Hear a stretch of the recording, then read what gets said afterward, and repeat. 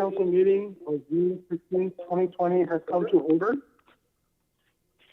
May we please stand up for the Pledge of Allegiance? Supervisor Espinoza, would you lead us to the Pledge of Allegiance?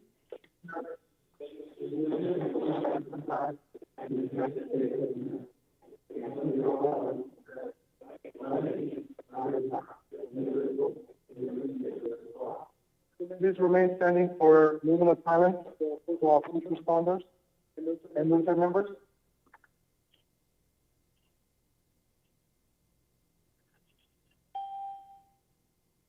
Please be seated.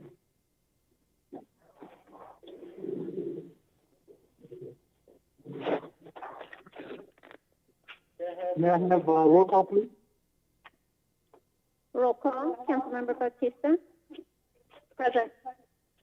Councilmember Aguilar. Present. Councilmember King. Present. Mayor Pro Tem Garcia. Present. Mayor Summer. Present. For the record, council members, Mayor Pro Tem and Mayor are in attendance. Thank you. And before we proceed, are there any staff members calling in?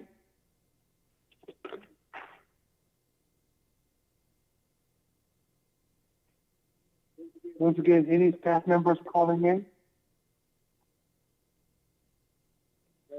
Seeing nothing, closed announcement. There is no repeatable action. Direction was given to staff. Changes to the agenda, council, anybody? Here? I'm sorry, go ahead. Some clarity on the consent agenda, item number 6. Okay. And of both 7 and 8.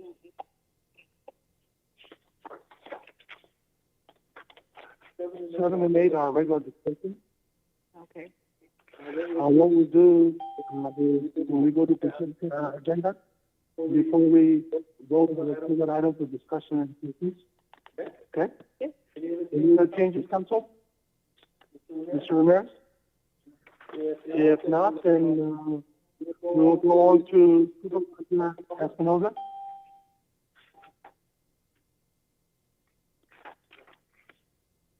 Hello.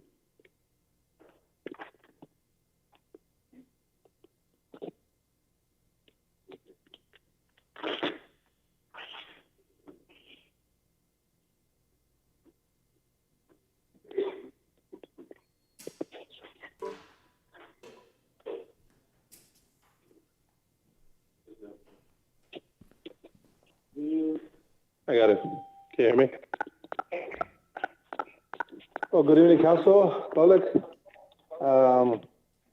Today we had a board meeting in the morning at the county, a regular meeting, and then at 1:30 we had our proposed budget for 2020-2021, and the budget was approved for $684 million total, including what was sent from the state. But of that, $139.6 million is the net county cost, which together with fines and everything that the county accumulates and spend on employees and with the county part. I have a copy right here. I'm just going to pass it. I'll leave it with the city because you guys can look at it and see what the budget holds for the following year. We went ahead and froze all the positions that were not filled, which were 77 positions. But the board had the hard decision to lay off 8 people. Supervisor Lohr and myself voted no to the layoffs. We have our different opinions. So it went, past 3-2, so the layoffs will occur. I had questions regarding if they were notified in advance, and the CEO said that they had notified the employees about the potential layoffs. Of course, they don't happen until the board approves them, and then so that's going to happen, and so that's unfortunate. But I think that the budget, the fiscal year goes all the way to July, and the adopted budget will come back and adopt the full budget, the proposed budget in September. So my thinking was that keep those employees at least for a month to 3 months, so they could get, try to get a job. Right now with the pandemic is very, probably more impossible for some of the employees to attain a different position. So, but we're also, the county's going to try to, if some positions around the county are vacated by people moving out or retiring, so they're going to try to fill those positions with the employees that were laid off. So they got 18 months that will be put in front of the line for the general public to try to, get one of those positions in the county. That's very unfortunate, and I just thought we could have done a little bit more. It's always hard, when I was mayor here, we had to lay off a lot more people. So with that, I also too, we always try to do more, and maybe 5%, 10% a reduction in fees to some of the employees instead of laying off people. So I know that's always up to the unions to negotiate with the council decision, but finally by the council. So it's up to but we see as the next year or 2 years is going to be hard on the economy, hard on the cities, and so there might be more layoffs in the future too as well. So, but I had like I said, my opinion, and they still happen. So, other than that, that's all I have right now. This meeting. In case there's any other questions, I'll be glad to answer by council or the public. Council, any questions, Supervisor Espinoza? Public, any questions? Thank you, sir. Thank you very much. Staff announcements and reports. So we'll start out with Chief. Police Department.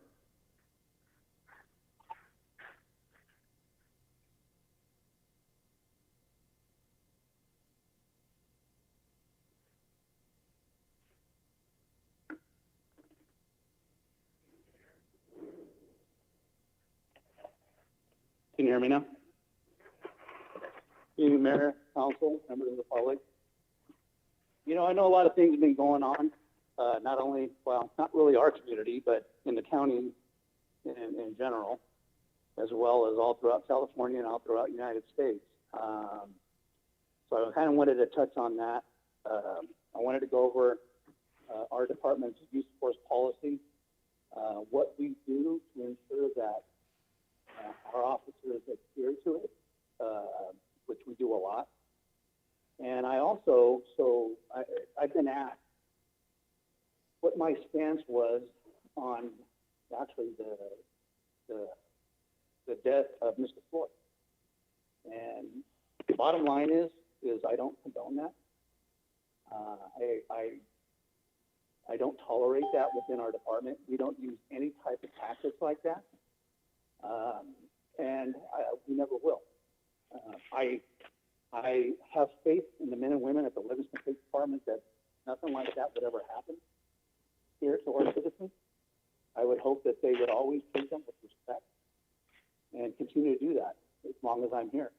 And that's what I'm going to strive for. But what I want to talk about, and then I want to have just a little story real quick. I don't want to take a lot of time because we have a pretty heavy agenda, but the things that we do, we have a policy through Lexapol, which basically anybody can go online and actually look it up.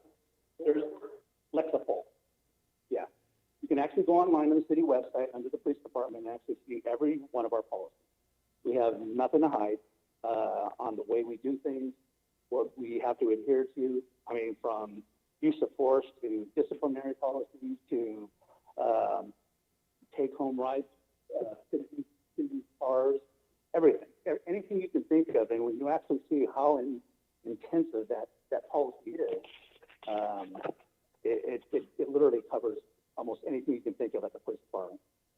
But one of the things that we do, and I've done since we've actually gone to this system, which is web-based, is that, and what I want to touch on is use of force, is that our officers have to acknowledge and read our policy, which is they actually each have a user sign on. They have to read it, acknowledge it, and make sure. Supervisors have to go over it with them, the critical policies. Also, during our evaluation period, we double down on it.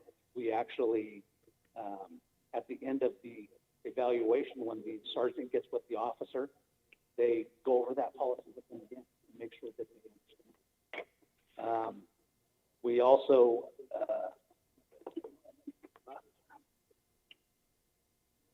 also within the system have what's called DTB, daily training bulletins, which actually gives web-based scenarios on all of the policies, which so the officers have a better understanding as to why they are, and how they're supposed to implement them. And as of this last couple of years,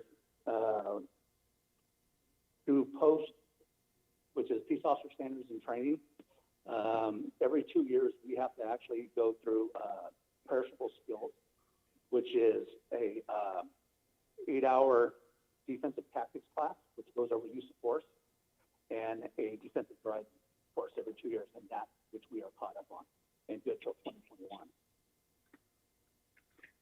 In 2019, the officers were given a 4-hour course of de-escalation, which basically dealing with irate people and how to defuse the situation. Each officer had to go and actually talk to which was a thing put up on a screen, and the moderator, who was actually the instructor, put up different scenarios which, based on how the officer reacted, was based on how they actually changed it within the system, and whether they escalated it, the moderator. The officer had to do everything that they were taught through our policy and what they've learned, not only from the academy, but through our training, to make every attempt like that. In 2018, we had a force simulator come in, which is actually a big, looks like an actual tractor trailer, where the officers actually have to go in. They're outfitted with a gun, mace, baton, taser, everything that they have on their belt. And again, it's the same type of situation, but now it's more interactive. They actually have somebody come at them. The moderator and instructor actually sends a person after them, and everything's different. So not one same thing. They're all different. One thing is the same, and they have to react. Depending on how they react, they will send back a report to us to see whether or not they need further training, but every one of the officers had passed it with no problem. Also, they're required to go to the POST portal. Again, it's Peace Officer Standards and Training. It's a portal where they actually can see movies that actually train them on different scenarios. It goes from domestic violence to use of force, and one that I just saw today that actually I'm going to have them start watching and they actually get post credit for is bias and racial profile. Basically shows them how not to do that and what the proper thing is to do, and that's something that they're going to be doing as well. It's going to be a 4-hour block. We do range 4 times a year, where they go over use of force and what they can and can't do. The range masters do this. They go over kind of like shoot, don't shoot scenarios, so the officers know. I think one of the biggest things here, and that's what I try to reiterate to the officers, is because, and thank God it's a slow town. We don't have a lot of things going on. And one of the things that I don't want, and one of the things that we try to keep in their minds fresh, is complacency, that they don't get complacent. Because we don't want them to actually go out and all of a sudden they're not trained in anything. Months go by, and something happens, and they overreact. We don't want that. So we try to keep that instilled in them 24/7 by one type of thing that they're constantly getting. So it's fresh in their mind. They know that should that situation come, they do the right thing, and they don't do the wrong thing. And then, last but not least, and actually I can't take credit for this. Sergeant Fong brought this to my attention. Actually, it's something that now that I really want to do is put on a 4-hour class on like a citizen academy. I really want people to see what we do. I really want them to see the things that we do and the things that I've talked to you about. I can't do them all, but I like to see people actually interact and see those things so they can see it firsthand what we have to deal with. Not on a continual basis, but we have to deal with it from time to time. So I want that. He doesn't know yet, and I hope he doesn't listen because he's going to know now. But I want to put this on probably within the next month or so I can start seeing if people are interested, so I can actually start reaching out and I can get them a little bit more in tune with the things that we do. That's really all I have, other than the one thing. Use of force, basically, no situation. I'm going to kind of give you a story that happened to me probably, I think it was probably 1984 or 1985. I just can't remember when. It was so long ago. But I got a call over at the Olive Tree Apartments. And again, this kind of goes to actually every situation is different. But I dealt with an individual there. Me and another officer had responded. And this individual came at us with a knife. It was a domestic violence call. He ended up getting arrested for domestic violence because he beat up his wife. But I drew down and I was about ready to shoot him. And the only reason why I did it was because one of the officers jumped in front of me. And that was the reason why I didn't. As soon as the guy saw what I did, he immediately dropped the knife and nothing happened.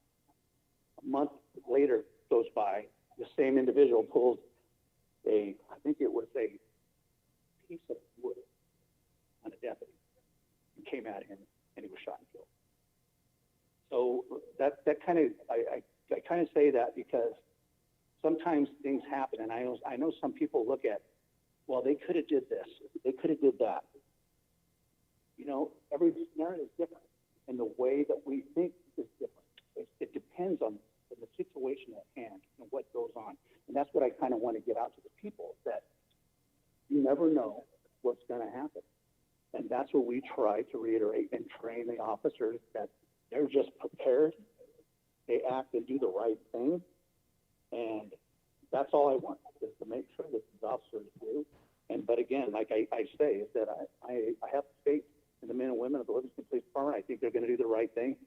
I know that a lot of people at times will not agree with some of the things that I do.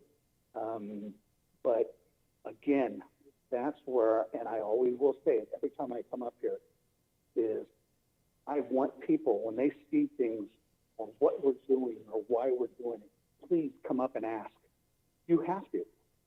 I talked to the new reverend at the Lutheran Church today, and she asked me one of the biggest things that I felt was a big problem. No, not problem, was what I saw that could be better done. And I said, communication between the police department and citizens. And hopefully between me and her and other people, we can make that happen. But that's what I want. I want people to inundate me with calls. I want them to tell me if one of my officers is doing something wrong or they suspect doing wrong, because I'm never going to know. I'm not on the street. I sit behind a desk and I rely on the sergeant. Sometimes they're not there. So I want the citizens here to call me and let me know what's going on out there. Because not only do my supervisor and my officers, but they do as well. They live here. You live here. And you have to talk and speak up, whether it's negative. I don't mind negative. I don't. I learn from negative.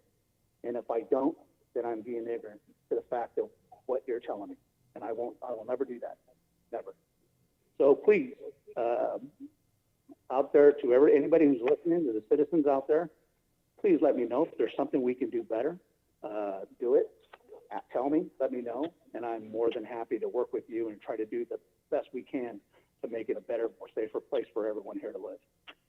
If anybody has any questions regarding anything, please ask. Any questions? Sir, yeah, this is Raul Garcia. I just have a question. Somebody else?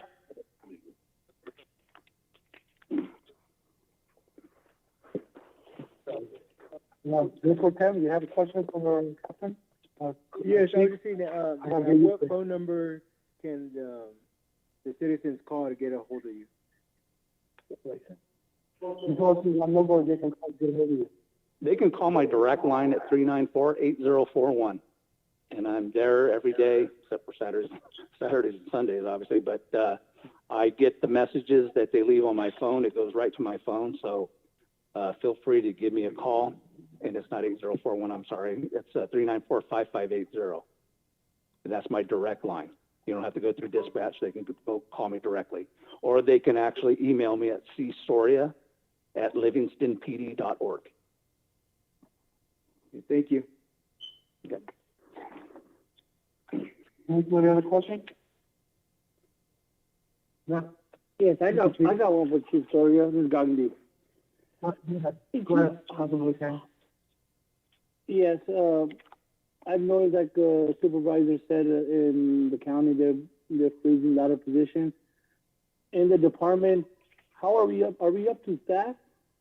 Because I know a lot of officers that quit. I don't think we've replaced anybody.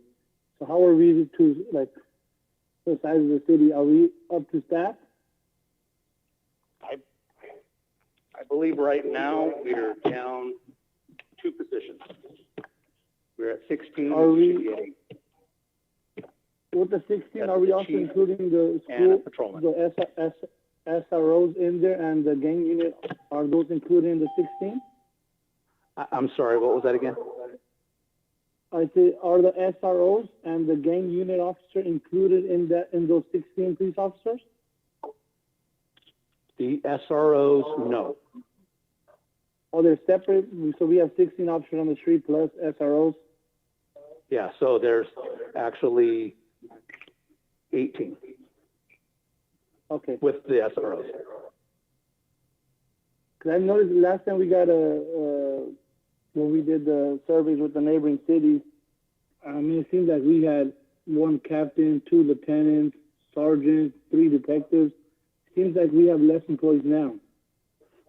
Well, I think I want to say when I was the interim chief, when I took it over in 2010, we're at 20.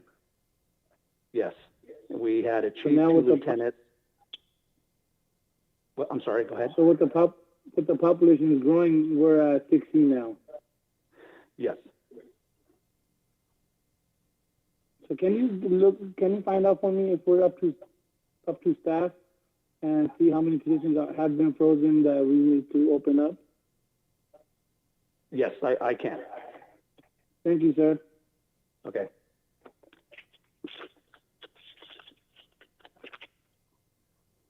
Council, any questions?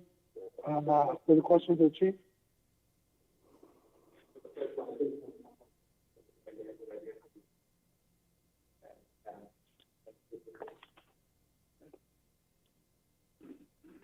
Okay. Oh, thank you. Thank you, chief. Recreation? Mr. Noah?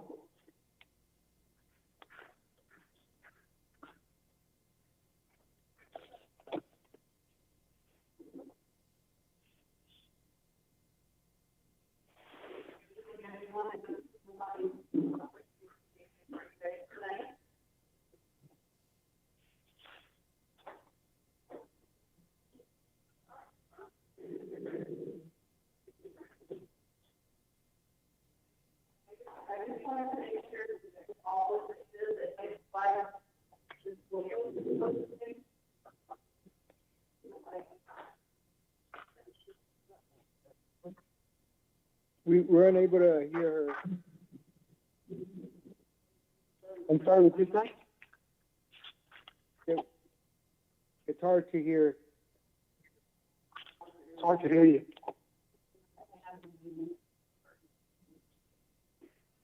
I wanted to make sure that you know our department's going strong in spite of COVID. And so I'm going to just show you what we've got coming up and how you guys can be involved. So the baseball and softball program was canceled, and we did refund our participants' money. A lot of people sad, but it had to be. We did have our raffle last Friday, and thanks to Chief Soria and Tony, Emmy Ramirez, one of our parents, won the $1,000 raffle. So I just wanted to let you know and feel confident that what the department is doing and how we're dealing with social distancing is certainly trying to serve the best interests of our citizens. So we are limiting our groups to 10 per team for our sports. Our classes, if room is available that we can social distance, we would have a maximum of 25 participants in our classrooms. Participants and the staff will be screened upon arrival, and of course we know the temperature, what it has to be, and if they show or are exhibiting signs of shortness of breath, cough, or a fever, then we're not letting them stay that day in the program. Social distancing is suggested to the players and the parents and the observers, and we ask that they wear face masks when they're not in active participation. In other words, they're not running in the game. Or where social distancing can't be maintained. We do want to remind our residents that to please cover their cough or their sneeze with their elbow, wash their hands frequently with soap and water, and we will be supplying hand sanitizer for the players before and after our activities. We are putting a hold on no homemade snacks. Packaged snacks should be wiped down prior to their distribution. Meal deals from the snack bar we encourage because the kids just go straight there and it's not touched multiple times. Sharing of any equipment or water bottles is not recommended. Restrooms will be cleaned as usual at the beginning of the day, and they will be sanitized with spray every 2 hours while we're using them. Parents are asked to social distance themselves. Parents are also suggested to bring hand sanitizers and wipes. Bleachers or seating will not be provided, so we do ask that the parents and participants bring their own lawn chairs. All persons entering the facility are parked. We will have a sign that they need to enter and play at their own risk. All items listed are heavily suggested. However, due to staff limitations, we cannot police what they do or don't do. So we are now taking youth soccer registrations again. We're going to be mindful of small teams, social distancing, etc.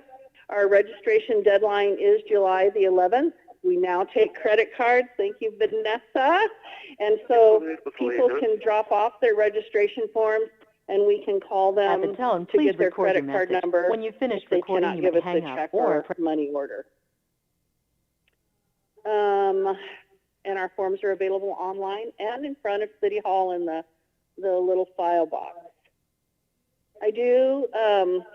Our Phantom Fireworks Company is offering a fireworks sampler as we normally do downtown at the farmers market. But this year, in light of the social distancing and the safety of our residents, we'll be putting the little fireworks off at second base, and people will be able to bring their lawn chairs and spread out all the way around the outfield at Alvarez, and then social distancing in the bleachers. It's going to be a great time. Our Merced volunteer corps is going to help us, and they're going to sell hot dogs and drinks, and we'll have a bike raffle, and all that money benefits the spay and neuter for Livingston.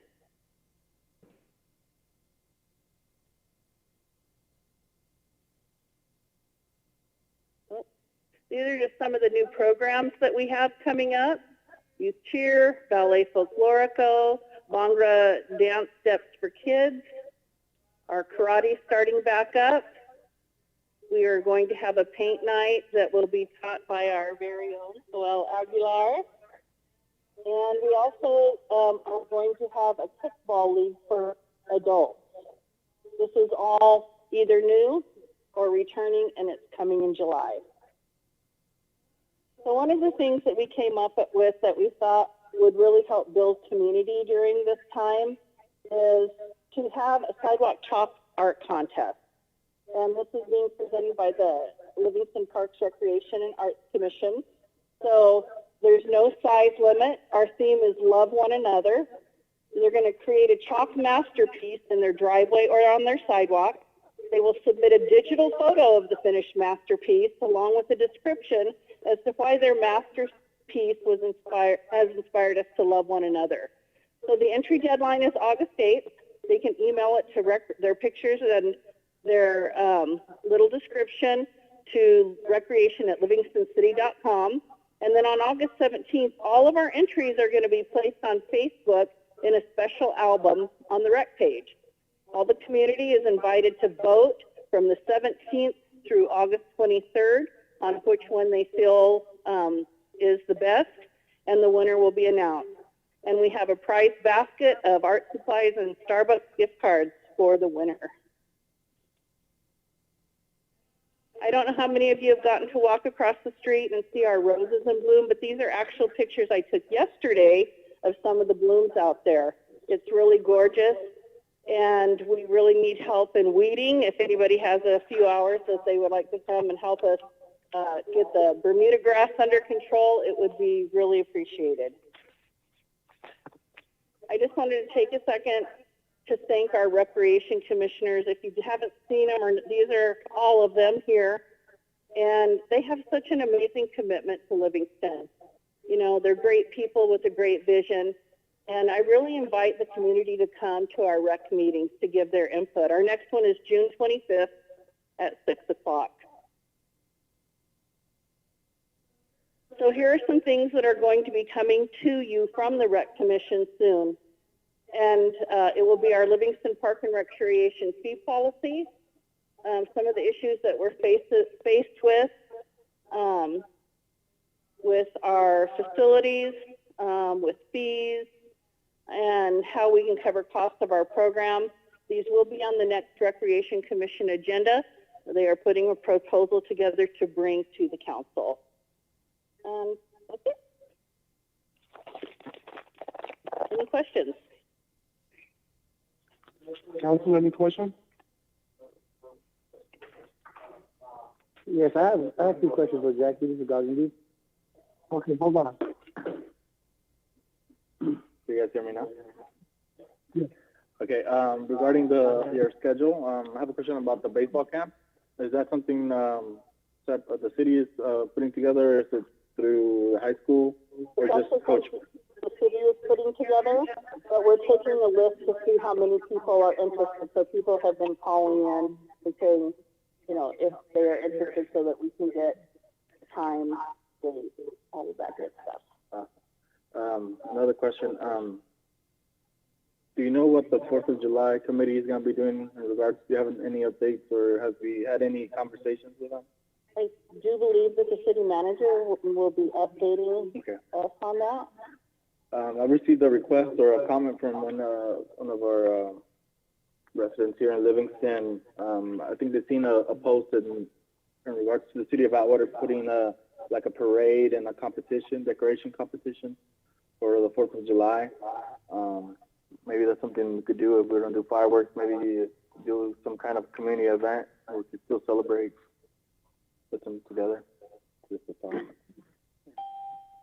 Councilmember Aguilar, I actually received a press release that was communicated to me by the July committee. And so because of a lot of the challenges associated this year with COVID and the actual garnering of funds, what I read in the press release was that they were going to start looking at organizing something for next year, so they would promote the 4th of July as we know from this year. So I'll definitely convey the message over with regards to trying to do something a little different than unnecessarily fireworks. Councilmember Kang, you have a question? Yes, I got a question for Jackie. Okay, with all these sports, are we having the kids and them signing some kind of waivers just in case they do get COVID-19, the city is not responsible for anything? Yes, absolutely. It's on their registration form. And the second thing is, I don't know if our neighboring cities are, how their recs going on. Is there any way you can start checking for school ID and only try to register people from Livingston, not neighboring towns? That is something that we're discussing actually with the Rec Commission at our next meeting. And that would just be resident and non-resident, not necessarily us checking, but going, a process on how we can deal with that. Yeah, because I'm pretty sure each student has some kind of school ID. So long as they show that or show their report card from Livingston. Because I can imagine if some kid wants to play soccer or baseball and Turtle Rock's not offering, Atwater isn't offering it, I'm pretty sure they're going to come to Livingston. Yeah. Well, it's one of the issues that we're dealing with now. So we are working on a solution, and we will be bringing whatever recommendation we have to the council for discussion and, for putting in place a policy. So our current policy is to take anybody, right? Correct. As long as space permits.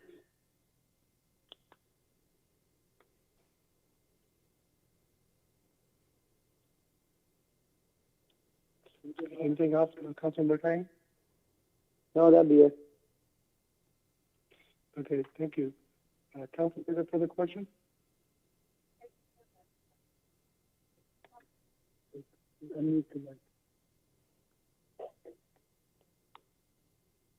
Sorry. I just have a comment. Again, earlier you did say that you refunded our baseball and softball monies. I would like to donate that back to you because that is meant for your program so that I can help with some of the costs that are supposed to be into the program, whether we had one or not. Again, I support the Rec Commission, the Rec and Art Commission, and I want to do what I'm able. And since I already wrote you out the check, I want you to be able to use those funds to go to whatever program that'll help the ones that you are promoting, so that we can still thrive in those areas for our community and for our youth. And also, I know that is the 100th committee under the Recs Commission, or is it? It's actually under the department, but our Rec Commissioners and our liaison are active part in it. Okay. I don't know. I don't know if that's going to be on your discussion for the next Rec Commission meeting as to when we're going to revisit those items again when we had the kickoff. But I do know that when I sat with my group, that we were coming up with some ideas on how to raise funds, and the 100th is just right around the corner here. And so what I've been doing, I know that in our group we had suggested off of your list is collecting pennies, and I know that doesn't seem much, but it's already I've got a nice little piggy bank going for this effort. So I just want to present this to my fellow council members that if we can challenge one another, have a penny war against each other, who can raise the most money out of the 5 of us, and including whoever else on the city staff wants to participate, so that we can be a part of the city celebration. Again, get as many people as you can to save their pennies and see what we can come up with. And because I've already started mine, you guys are behind.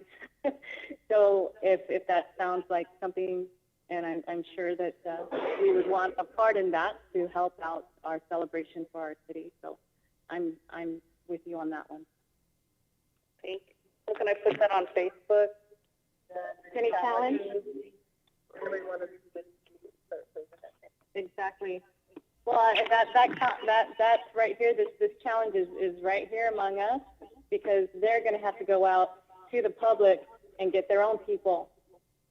So it would be against us here or any other staff member from the city that want to participate to see which person under the direction of the city who's elected or hired or whatever will participate, because we're going to need those people, coming to one of us, or we're going to have to go recruit from them, their piggy bank. Hopefully we'll be able to get our meetings rolling again on our Centennial Committee. A lot of our seniors are involved, so we want to make sure that we do things just the right way so we can get. Okay, Council, any other questions? Thank you. Okay. Fire Department, any updates? Fire department has no reports for today. Okay. Finance, Vanessa? Finance Department, no items to report today. Okay, I just wanted to state publicly how sorry we are to hear about your father passing. You have our sincerest wishes from the city, okay? Okay, legal? Nothing tonight, Mayor. Okay, city clerk, anything to report? He's waving, no? Okay. Councilmember,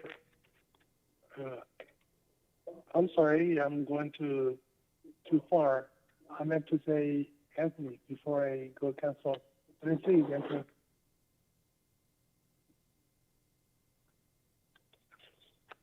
I didn't see Anthony. Good evening, Council, members of the public. I do not have a staff report this evening, presentation, but I did want to take this opportunity to advise Council and the members of the public that there will be a closure at our Main Street Railroad crossing, June 20th and the 21st, which is this Saturday and Sunday. Notification has been sent out to impacted businesses, along with the contact information. Thank you. Sorry, but I didn't see you. Any, Council, any questions for Public Works? Thank you, sir. City Manager, announcements and reports? Yes, Honorable Mayor, Council, and public, got a few things to share with you all. First of all, I just wanted to let everybody know that we are looking at opening up the lobby at City Hall starting next week on Monday. We actually, we're going to put some protocols in place for that. One of the major protocols is that we actually had a glass installed so that we were able to interact with the public. And there's actually a slot down below that you can open and close, and people can communicate back and forth because there's going to be a microphone so that staff can hear the public can hear staff. And then we're going to make sure to put on the floor, some X's of, the social distancing requirement, and then going all the way out, we'll put some signage that face masks will be required to come in. And so we're going to kind of have like a soft opening where we'll be operating open to the public from 8 to 12 noon, and then a little over time we'll open it up the full day, but we want to do a soft opening to kind of see how everything is working out. But again, for all of you out there, the City Hall is open for business. It's just not currently open for public access, but we would like to start public access next week, Monday, starting at 8 o'clock to 12 noon. Mr. Mayor, on your next item, if City Hall is open, does that mean that our late payment for the water services, utility services, would reapply again? Very good question, Mayor. Given the financial circumstances that everybody finds themselves right now, we talked it over with staff, and because we're going to have to revisit the utility stakeholders' rates in August, right before that same meeting, during that same discussion period, is when we want to start to look at whether we continue the late fees or no late fees. But so to answer your question, between now and the first meeting in August, no late fees, no penalties. Continue. Yes. The other item is there is a item on the agenda which is a continuing resolution, so that we can continue to operate. We're not gonna make the July 1st adoption of our budget for fiscal year 2021. So what we're planning on doing, we're gonna continue to work with Vanessa and staff, and we're gonna have some workshops, give an opportunity for the public and the council to ask a lot of questions and get them educated on the actual budget itself. And with the continuous resolution, we'll be able to continue to operate with last year's budget and move forward. The other thing that I was going to share with council as well is that we did get bids, or actually we got one bid for a special firm that can look at the audio and visual of this space that we're currently in, so that we can move away from what we're currently using. We have a combination of digital and analog in here, and then the acoustics and the speakers, and this will basically allow us to be okay for at least the next 10 years and have all of the bells and whistles to be able to interact with people out there, whether they're video calling in or conference calling in, and everybody being able to hear each other and stuff like that. We identified some funds under the community facilities section, and so it's a little below $60,000. It's a big chunk, but again, council, public, everybody, I think we need to make that investment so that we don't have so we can be able to have the public have access to us and vice versa. So that'll be coming before you and shortly here, so we can get that done. And then lastly, there's an update with regards to several other businesses here in town. One of them in particular, next to the subway, that you'll notice that there's been some empty office space in that neck of the woods. So there's going to be a cleaning firm that's going to operate out of there, and then we're also looking at some parcels in that neck of the woods. We're trying to see if we can facilitate Pollo Loco to actually come into town. So those are ongoing discussions, nothing confirmed yet, but we're continuing to do a lot of economic development activities. So that's all that I have for now, unless you have any questions, Council. Thank you very much. Council, any questions for Mr. Ramirez?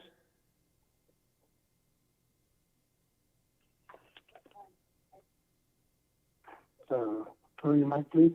Go ahead. I just want to know where we are with helping, I believe her name is Patricia, with our 2020 census. So there's been a communication with Patricia in trying to get the word out about the census. There's also been a local resident that wanted to actually do some creative ideas to get the census word out, get people to participate.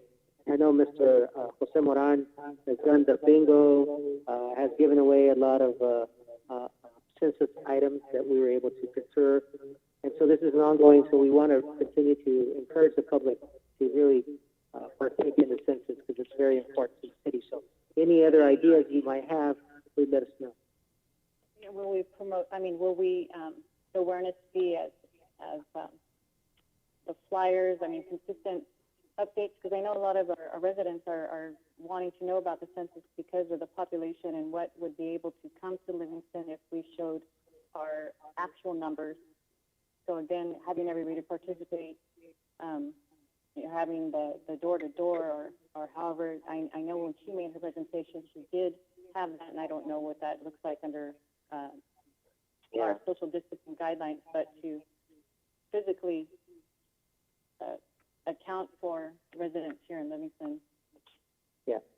As you might recall, she came about 3 times here, made a presentation trying to establish a complete count committee in this community. Didn't quite get there. However, we did provide her with that she can use any of our platforms, whether it's the social media platforms, the utility bills, office space, conference room, chambers, to facilitate any meetings and stuff. And so I'll reach out to her again and see if they can, these flyers or some type of social media communications specifically for Livingston, so that we can keep pushing this thing out and get more people to participate. Thank you. Councilor, any questions for Mr. Ramirez? If not, thank you. Mr. Aguilar, council comments? Nothing to report. Councilmember Tang, anything to report? Yes, I got something for, the supervisor, as Rosa said, they're laying off people. I actually went to the Merced mosquito abatement, and we are going to be hiring on one position on Friday. So the people that they're laying off in the county might want to try with the mosquito abatement. That's it. What is the position coming up? They're going to post it this Friday. I think she's the second one in charge under the manager. Okay. I will find out more Supervisor information. listening, so. But they'll be posting it this Friday. Supervisor. Okay. Anything else, sir? No, that'll be it. Okay. Councilwoman Batista? Yes.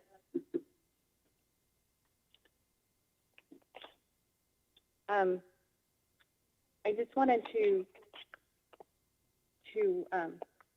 have everybody in our council chambers that are able to see. I have brought in our city logo and have adopted, myself, have placed the national motto on it. So if you're here in the council chambers, you are seeing it. Our national motto is "In God We Trust," and I'd like to present this to our council chamber, have it here on the dais, and to let people know that I want to introduce it. I'm hoping that our council welcomes and that our city welcomes this feeling of unity when we recite it in our pledge and when we move forward in our times. I know that bringing us together, unifying us as a city, helps us to make decisions. And I know everyone is here with some of those thoughts that we want to do right. I'm not wanting to preach or anything, morals on anybody, but again, adopting our national motto, "In God We Trust." So with that, I want to ask, well, it's kind of late, but letting the council know that I'd like your support on officially adopting our logo with a motto. Not changing anything, but just have something here in our council chambers where everybody meets and makes our decisions. So if I don't know how that's legal, if they want to jump in on that, or if there's any issues in regards to that, how that would be handled. But again, it is our national motto. It's been accepted by many councils throughout the United States. It was something when I went down to the conference, I don't know where I went, but I went down south somewhere. Thank you. The League of California Cities. And I went to a presentation where a councilwoman from Bakersfield had introduced this. And I thought it was a great idea. Again, this is me thinking, and I'm bringing it to you tonight. And if there are any members out here, I have also created a magnet for your car. If you would like one, come see me. I don't have many, so quantities are limited, but I do have them available as a gift to you and your support for this. So thank you for that. Also, I wanted to ask, and for VFW, we have had our meetings. We do have a chicken dinner coming up in lieu of the hamburger night, the chicken dinner coming up. Thank you for putting that on Facebook, Becky. But we also have some awards, 3 awards that I'd like to present to some students. So whenever there is a possibility of presenting those awards to the students and inviting them into the chambers, I would appreciate it. So next meeting, thank you so much. I also can't read my handwriting. Oh, I did attend a planning commission meeting, the last one that we had. And there was something that I had thought maybe had gone through them, but it is actually our council that it goes through. When we're talking our new economic development, new projects coming in, we do have the one that is in discussion over there by Gallo. So what I wanted to present and what I've asked is that when we come to start naming the streets, that we think and we ask on behalf of our veterans and those that are named on the memorial. I do know that we have Kareem Lau over here by Walnut, but also incorporating all of the veterans and those included on the memorial throughout the streets in that new development that will be coming up. And again, I'd like to ask that of the council if they would put that on however the planning goes. Yes. Anything else? Okay. For continuing Pizza on our next council meeting, we will have a formal resolution adopting Embattled Trust, as you put it. We'll bring up for formal vote. And also, the folks who want to present to the students, please get with Mr. Ramirez. We'll make sure that it's on your presentation for our next council meeting. Okay, anything else? And on the name scheme, I remember, when you get to my age, I think you forget some things after a while. Maybe people have family members. Didn't we at one time bring up this discussion of name scheme naming at one time? I believe the city had something that we adopted, but I'm not sure what it is right now, but we did do something, and that was one of the suggestions made. But that was done at one time, so we could definitely look that up. And leave it up next meeting for the discussion as well, okay?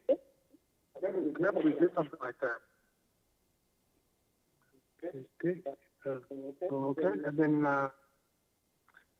Reportem and Garcia, anything to report?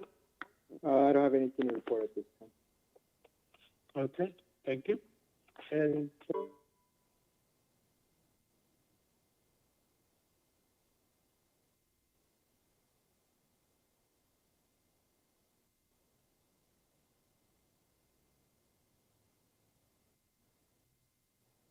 One moment, folks. Mayor's call dropped off. 1 moment.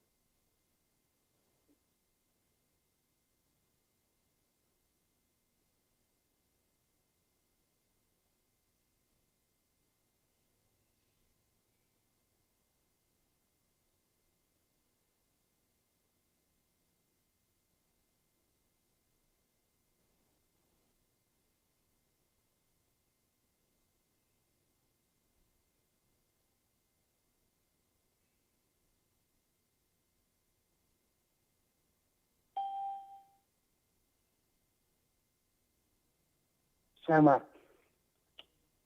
Hey, continuing with my reports, I don't have a whole lot to report other than saying that due to cost-cutting measures and other changes, there'll be some slight changes to our meetings beginning in July. We will have our attorney available for us one meeting a month. However, at this time, we will continue to have 2 meetings a month. So most of our presentations, non-controversial items that don't require any legal opinions, along with staff reports, will be on the first meeting of the month. On the second meeting of the month, there'll be no presentations or there'll be no staff reports in the second meeting. But we will move more heavily into our other items that require legal representation or questions, or items that require a different type of attention. So those meetings will be changed effective the first meeting of July. However, citizens' comments will be available at both meetings. That will be always available. And council comments, everything else will be there. And city manager will still give updates at each meeting. So there'll be some minor changes. If somebody has any questions on what I'm proposing, please get hold of me any way you want, or any council member. I'm sure we'll look at that, or I'll always contact the city. Other than that, I don't have anything else to report. Then we'll move on to awards, presentation, and proclamations, and Oil Aguilar. You have a presentation for us, sir? Go ahead, please. Can somebody give him a phone so we can? I'm going to give you a phone, okay?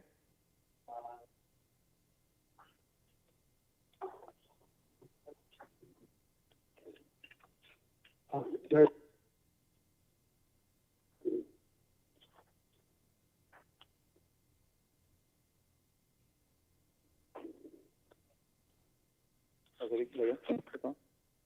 All right, everyone can hear me, right?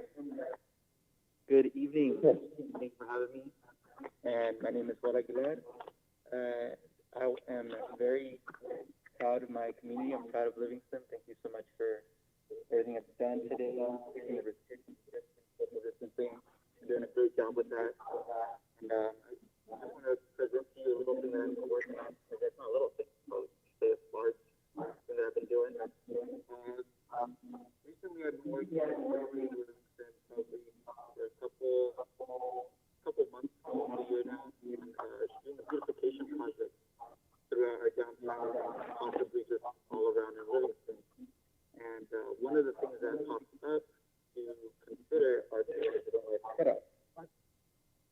The purpose is to always take a and the share diversity is very, I'm very proud of it. I believe that we are very diverse here in our community, and one way for me to show this is through art.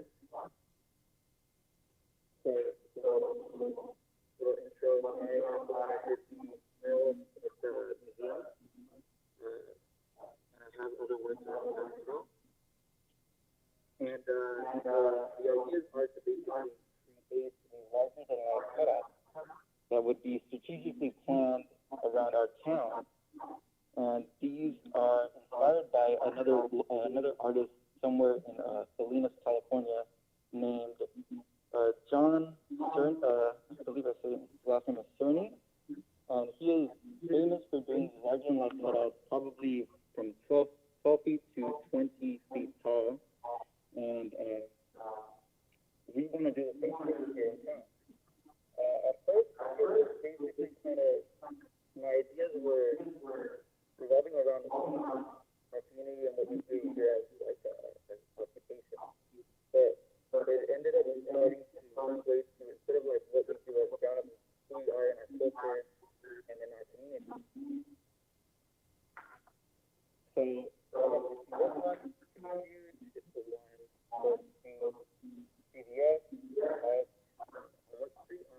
one close to CVS, and the idea was to create images of people who working, feel like, if you imagine something like, what do Hispanics do in Livingston? It's very stereotypical. So I decided to kind of push to a different direction.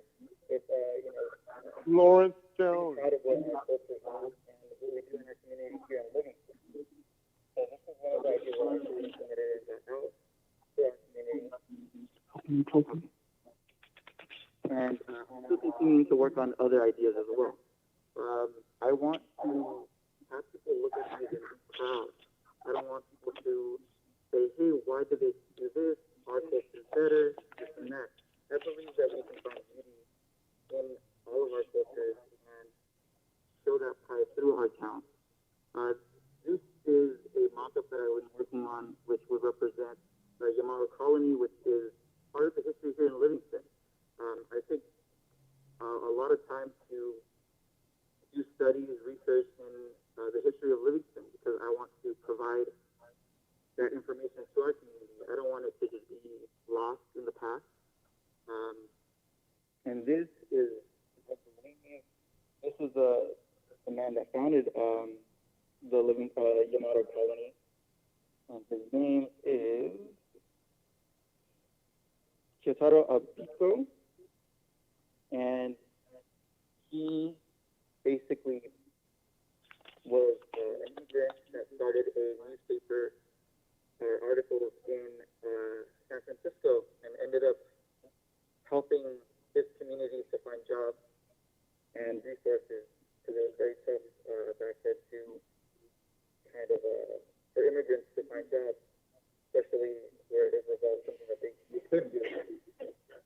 He ended up using his newspaper to reach masses to help out his community, and then he eventually came to Livingston and got some property and was able to provide homes and jobs for his community.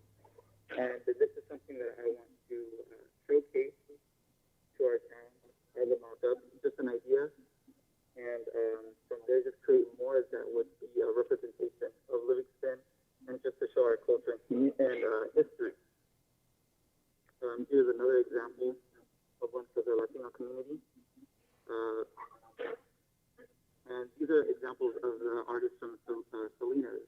These are just some of the things that some of the ideas that we can implement around town. We can do so much with these, and I believe it would help kind of get us out more, be taking pictures, showing our the importance of what art can do in the community. And they don't have to be just huge cutouts. It could be in sections, and we can put them in strategic locations as well. Like I said, I'm also trying to push for community murals, or there's just talk to businesses, local businesses here that are interested in providing their walls and supplies to do something to add color to our community, to our town. This is another example of just murals, stuff like that. And I just leave it right there. But it's one of those things that I want to connect with my town to provide my services in order to showcase our diversity. So one thing that I would love to do is just to have people contact me, think of ideas, strategic ideas of what we can do with art in our community, to mentor the youth through art. Because a lot of, like for me, I didn't really get exposed to art until I was in college. And that's one thing I'm really pushing forward for and here in my community. Also, I want to meet with others to have an idea of what I can represent or showcase in these mountains. Basically, be a conduit for my town and for my residents. Because I would love to, see a Bring Allow mural or mock-up or larger than life, or maybe a mural for our veterans here in town, just showcasing who we are. I don't want our town to be a ghost town and just have people drive by and leave Livingston and go to places in Sherlock, Odessa, just because it's exciting over there. I feel like we definitely have a lot of amazing things in town, and we can start to grow from that. Do I have any questions? Council, any questions? Go ahead, please. Really appreciate your art and how you've, you hear me? Yeah.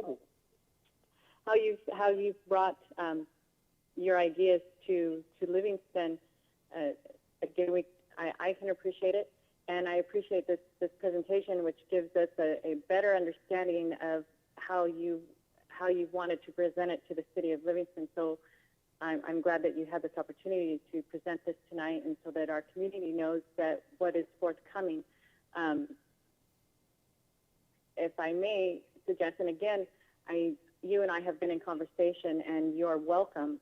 And I believe we've already talked to Mr. Dennis Wells about the VFW hall, where you can display a mock-up, and just want to be able to know where you are with that, because we welcome the idea over at the VFW hall.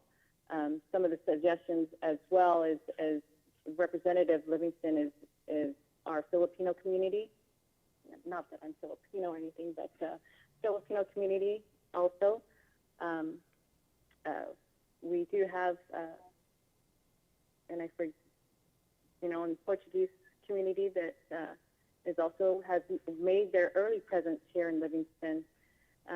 So again, my question is are we making a personal contact? Are we reaching out to you? Are we reaching out to the Arts Commission? Who do we contact to give you some of the ideas, or maybe just to throw and bounce off some of the things that we hear from the community as to what represents Livingston as a whole? Yeah, so I would love the community to reach out to the art committee, because that's the first thing that we should focus on, having the, funnel through the art committee these ideas, so then we can brainstorm and proceed from there. And you may or may not know, as we move forward with this, so that our community is also aware, how are you funded, or how does that work with that? So what do we do in order to have your artwork here in Livingston? Let me go ahead and chime in real quick here. Yeah, I'll chime in real quick. So the first part of your comments, Councilwoman Bautista, is very, very, very welcome.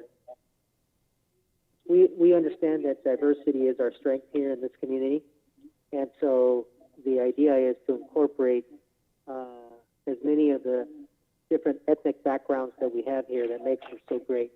So in even the German Mennonite community, the Filipino community, all those have been discussed, and the artists and the commission will be reaching out to you guys. So it's not just a random photograph, but that it actually has input from that diverse community that's out there.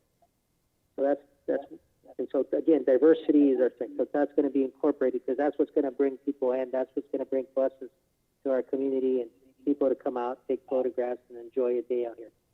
As far as funding, our funding is very limited. So up until now, we've been able to scrounge a little bit of money here and there, and we have a little bit of budget under the Parks and Recreation budget.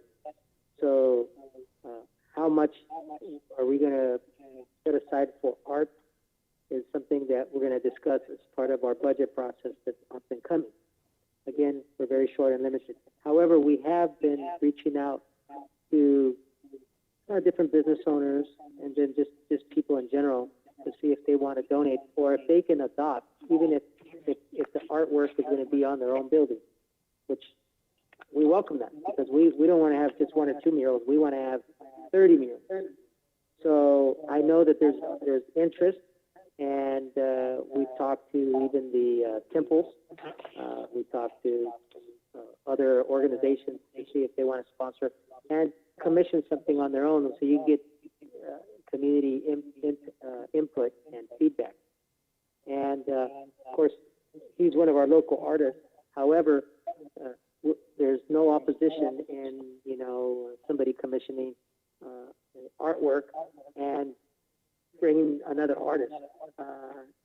We would like to have this continue, because I think it's going to really make us a unique city, and again, why not celebrate our diversity? Any other questions? I'm in agreement. You know, you do an excellent job. Obviously, the projects you've been involved in, you know, make the city look good, and it's you know, progress in our art district. We've been talking about for some time. So just keep up the good work. It looks great. I know it's difficult with our financial situation. I mean, the cutouts are, you know, could be pricey. But I think if we reach out to nonprofits or other groups in the community and apply for even grants and stuff like that, we could be successful and get some more art up. So good job. Thank you. Yeah, that's one thing that we've been trying to do too. I've been trying to look at grants in California that can supply some funds for our town. And it is tough. Sometimes you don't get an email back and you're just wondering what's going on. And one of the things that I've seen in my community is that people are willing to donate, and I really appreciate that. You know, and when it's local, like I want to help as much as I can. To me, I'm just happy doing finally something that, you know, I wake up and I'm doing something I love, and I'm grateful for that. I'm blessed. Alana, I need to get this one. And I just want to keep on going, even if it's voluntary. Like I'm willing to put some time and stuff like that for the right cause. I don't know what else to say. If there's any other questions that I can answer, you can always contact Parks and Rec. For my contact information, you can find me on Instagram, Gamut92, Gamut_92, Facebook, Joel Aguilar, or you could look at my Facebook page, Joel Aguilar Arte, or my website is joelaguilarte.com. So go ahead and write to me. My email's there as well, too, so please contact me, reach out, and Are you hungry or no? What? Me? Folks on the phone can mute the phone, please. Hold on a second. Hey, everybody, please check your mics. You're broadcasting citywide. I understand someone's hungry, but please do mute your mics. Okay, thank you. So one other comment just to follow up on. Well, by the way, we appreciate you.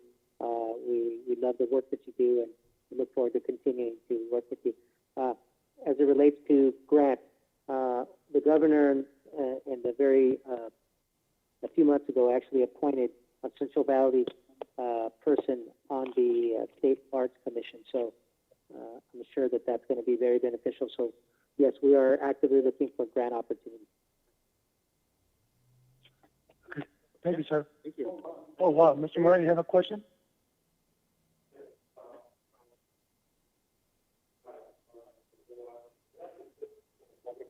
I think your mic is off. Hi, I'm sorry.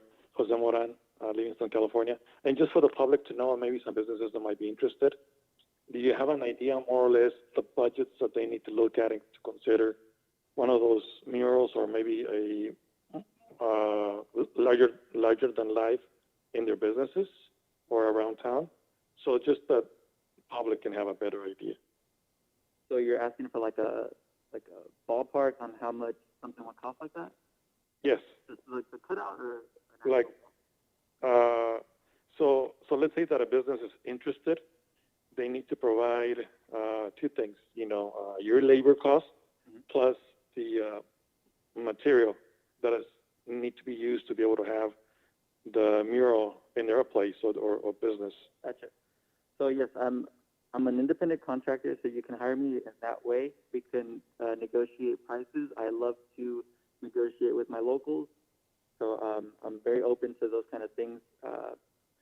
When it comes to walls, it depends on ideas, the concept, and the size of the wall. I mean, if you want like 100 faces on a wall, then that's a lot of work. If you want, am I on me? Everyone can hear me, right? Okay. So it all depends on the concept and the size of the wall that I'm working with, you know. For example, if somebody just wants me to do a mural with a big hello, I'm not going to hit them with a crazy number, you know. I know my worth, and I know what value goes into art. Sometimes it's crazy. Sometimes it's fair, but with my locals, I want to be fair. There's no point in me trying to shoot for some crazy numbers for the benefit of me cashing in. It's about what I'm putting, or what we're putting in our community, what kind of footprint we're leaving behind. Because art is the door to showing culture, history, etc. When it comes to cutouts, that's a whole nother idea, a whole nother project. Because I do have to talk to another company about the size that I cut, the material that I'm cutting, and that's pretty much it. My renderings, my mock-ups, a whole nother price too. But it's not something crazy, something doable. But yeah, if any business owners or nonprofits are interested, I'm here for you. Okay. Thank you, Mr. Thank you. Thank you very much. Thank you. Okay, move on to next item, public hearing.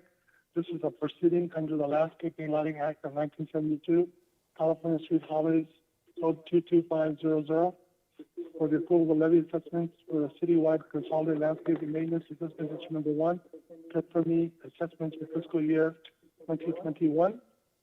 Mr. Ramirez? Okay. Susanna, are you online? Yes, I'm here. Can you go ahead and give us a quick presentation, please?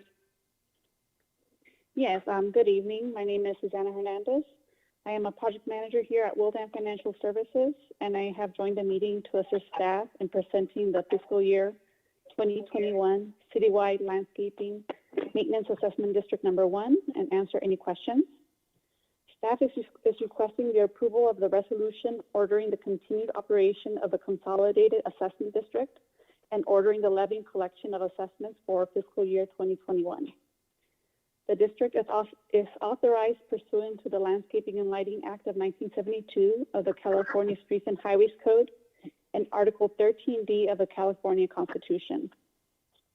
For fiscal year 2021, approximately 3,443 parcels throughout the city will be subject to the district's landscaping and lighting assessments at the city's approval. Susanna?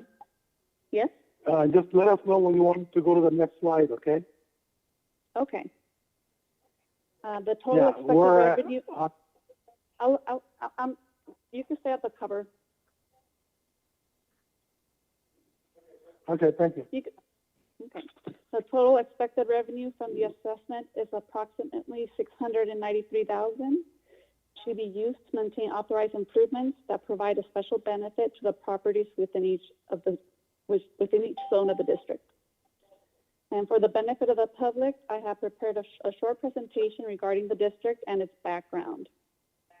So now you could go to the slide after the cover page. Just for the benefit of the public, to give background on this type of district, it is a 1972 Act landscaping and lighting district. And this type of district is utilized by local government agencies such as Livingston. It's very common throughout the state of California, and it's used to pay for landscaping, lighting, and other improvements and services located within public areas. It is a type of benefit assessment that is based on the concept of assessing only properties that benefit from the improvements financed. You could go to the next slide, please. The types of improvements that can be paid for with the 1972 Landscaping and Lighting District include, but are not limited to, the maintenance of landscaping. That includes fountains, statues, also lights, general lights, traffic lights, parks, including recreational and playground and court equipment, graffiti removal that benefit the properties in each zone, and public restrooms within the parks. Next slide, please. The annual charge for the landscaping and lighting district zones is based on the cost and the benefit that parcels receive from the improvements. These assessments will be ongoing as long as the services are provided. Next slide, please. And just to give you some differentiation between the district that's before you, the Landscaping and Lighting Assessment District, and a citywide special tax. The current landscaping and lighting district was formed with the approval of the original owner, which was the developer, to finance direct costs that specifically benefit properties within each zone. Costs within each zone are charged only to properties that directly benefit from the improvements provided within each respective zone. And revenues within each zone are used only for improvements within each respective zone. Next slide. A typical citywide special tax requires a ballot measure to be placed on the general election of the county. This can be very costly and depends on how much the county wants to charge. There is a set schedule that usually requires a 2-year advance planning. The election requires a 2/3 approval of registered voters within the entire city, regardless of whether their properties are located where the improvements are to be maintained. And all costs are shared, regardless of whether or not the properties benefit from the improvements. The creation of this type of citywide district could yield results where, while some parcels rates may decrease, others may increase compared to the currently approved rates that are within the current landscaping and lighting district zone. Next slide, please. The landscaping and lighting district of the city contains 26 benefit zones and provides for maintenance and servicing and operating of landscape improvements, park maintenance, street light maintenance, and graffiti removal. The improvements maintained and the level of maintenance does vary depending on need and capacity within each zone. Next slide, please. This is a diagram showing the various zones within the city. They were formed as development came in throughout the city at different points in time. Next slide, please. Each year, the LMD costs, the district costs, are projected for each zone to arrive at a total budget amount for each zone. The assessment rate is determined for each zone by dividing the zone's costs by the zone's total equivalent dwelling units. For example, the total cost for a zone divided by the number of properties within that zone will yield an assessment rate dollar amount per parcel. Next slide, please. Each year, the LMD costs are projected for each zone based on the time and materials that are needed for each particular area to arrive at a budget for each zone. The total budget amount cannot exceed the maximum approved amount. And just to give you some background, next slide, on how the districts are formed. To form a district, the developer approaches the city of its desire to construct new developments within the city.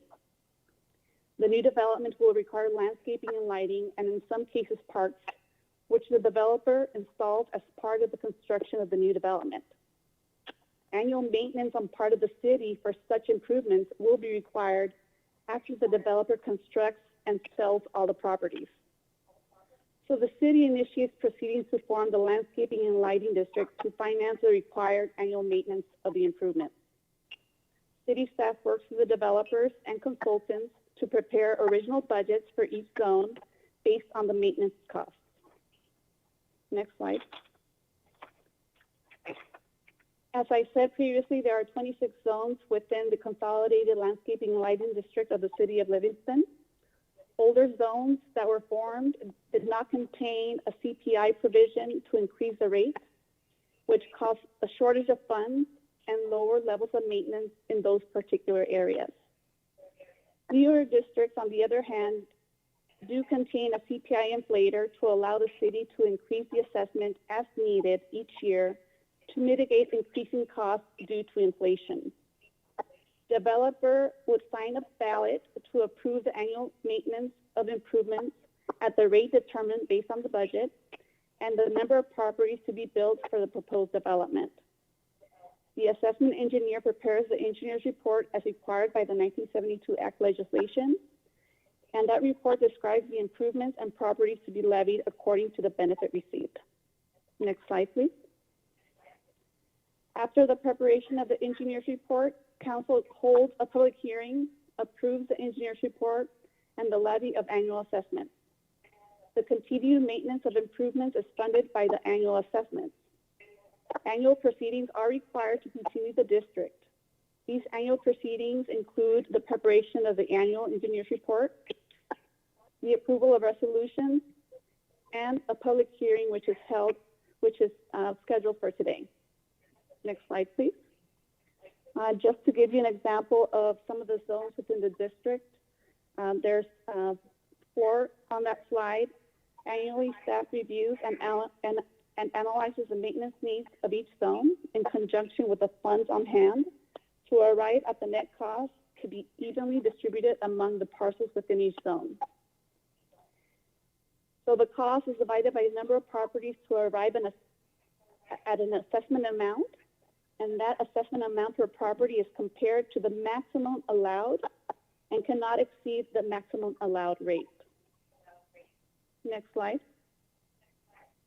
So the next steps before you are for council to approve the resolution approving the engineer's report and authorizing the assessments to be placed on the fiscal year 2021 property tax roll at the same rate as last year. Next slide. That concludes our presentation on the landscaping and lighting district number 1, and I'm here to answer any questions you may have. Okay, this is a public hearing. So at this time, does the public wish to ask any questions or have comments? Please come forward. And if you're on the phone, please state your name and address.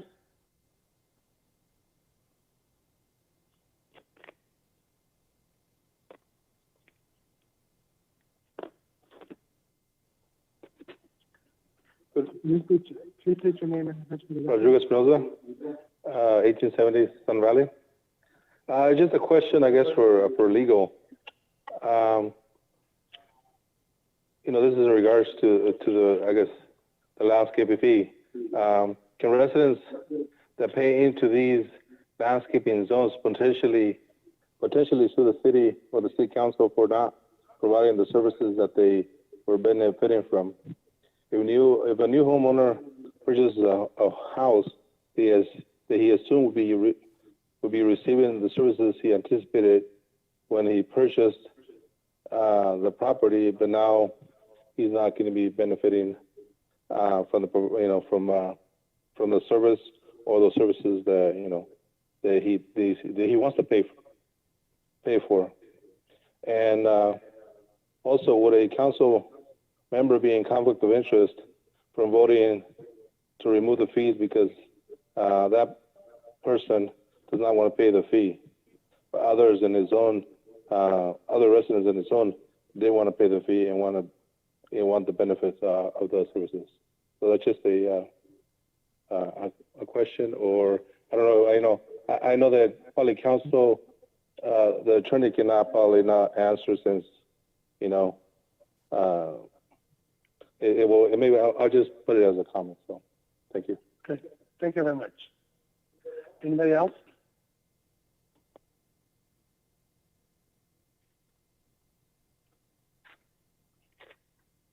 Good evening, council, public. My name is Jose Moran, 945 Parkview Drive in Livingston, California. This has been a conversation that I've had with different people in the community in regards to how they want to see how they want to see their parks, whether or not they live close by. I know that often I used to go a lot to the complex to take the kids and play basketball over there, but I live on the other side of town. But as a resident, I still always wanted to see that complex in really top condition, or other kids that wanted to use that complex to play any sports I wanted to make sure that that complex is in good condition for them to be running, playing soccer, or whatever sport. And although, now I live on the other side of town, I live close to a small park, and there's a basketball court. Now my kids are all grown up, and now they don't play any sports, or at least not there. So, per se, we don't use that park anymore, the amenities. But I still like the way it looks. If I want to have a really nice house, I need to pay to be able to keep it up. If I don't care about it, then the weeds are going to be grown up. So it is going to cost, and I understand that concept. Although my kids or me personally, I don't use most of the parks anymore, but I am willing to pay, my share to be able to have that park be available for other kids in the community or for other members in the community. So if we don't keep up those parks in good condition, that might devalue my properties or my property that is near that park.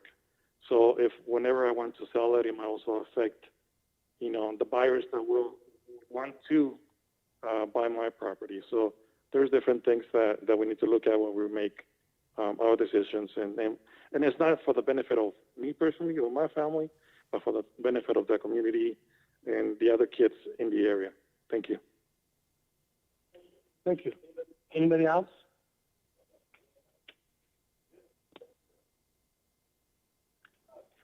We can translate for you. Good, we'll translate. So he's asking for to translate. But now we have Mr. Aguilar. Mr. Ramirez. Go ahead. Buenas tardes, mi nombre es Roberto. Vivo en la 771 Old Avenue, en Livingston, California. ¿Es la dirección? Dígalo, ¿no? 771 Old Avenue, Livingston. Ok. Soy el tío del Club Juego de Livingston. Dice coach, vamos, para que no se pierda nada. Dices un poquito, luego yo digo un poquito. Su primer nombre se llama Rigo, y su apellido. Okay. His name is Rigo Fierro, and he lives at 771 Old Avenue, and he's the coach of the Fuego. De Livingston Fuego.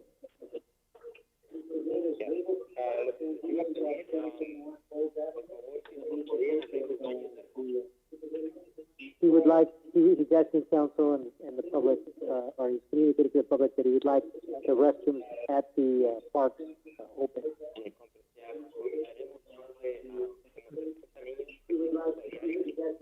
Could people get muted, please?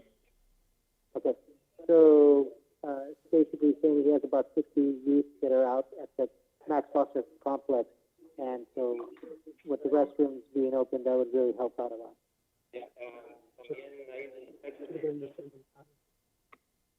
También hay muchachos de básquetbol y hay otros que estamos practicando también y somos como arriba de 100, estamos a diario y sin ganas.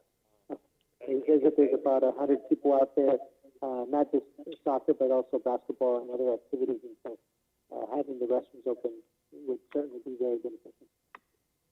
Okay? Yes.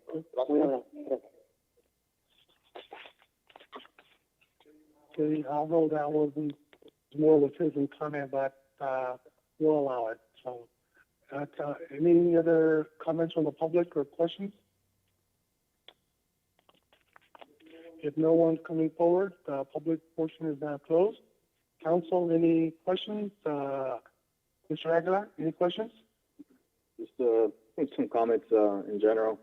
I understand there was a difficult discussion last time that this was brought up. I understand the concerns of that were brought up last time. I believe further discussion in the future when talking about this or coming up when the initial discussions come up in regards to the zones and fees and all that should occur, further discussion. But I believe we do need to, just considering everything, the consequences of not passing this item, and,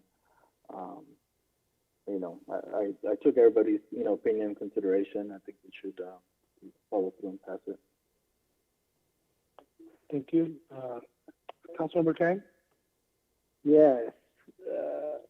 Yeah, can you guys hear me? I got a few questions. Yes. First one was for the statement for Mr. Supervisor Rodrigo.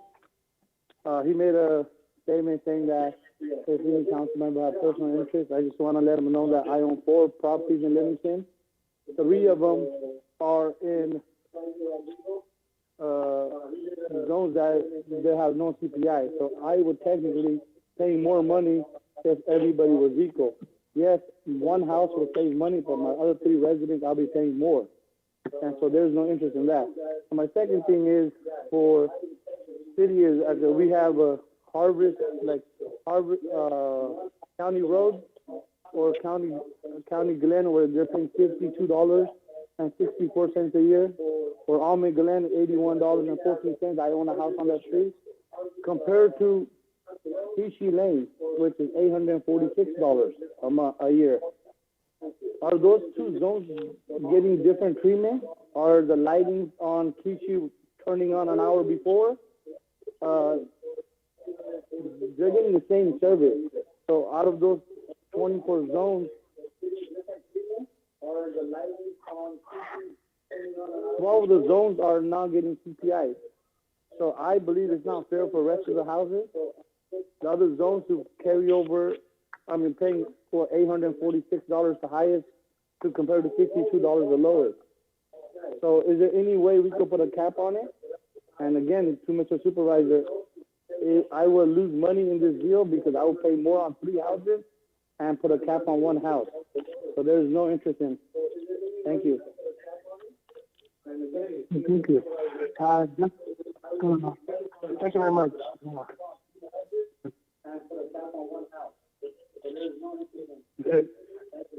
Does somebody have their, somebody please turn off your mics?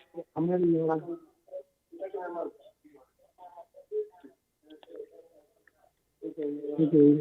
Councilman Batista, any comments? Any comments? Yes, I have a comment. Mayor Pro Tem, negative from the Mayor Pro Tem. Okay. Okay. Okay. Mayor Pro Tem? Mayor, are you trying to address me? We got people talking over me. Yeah. I'm not sure who else is trying to come in. The public portion has been closed.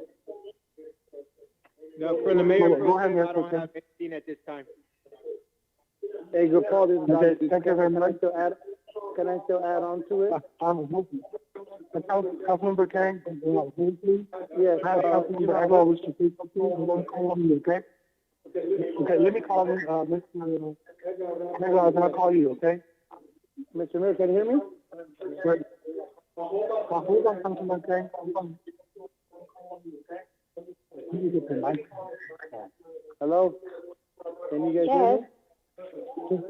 Let him go. Councilman Kang, go ahead.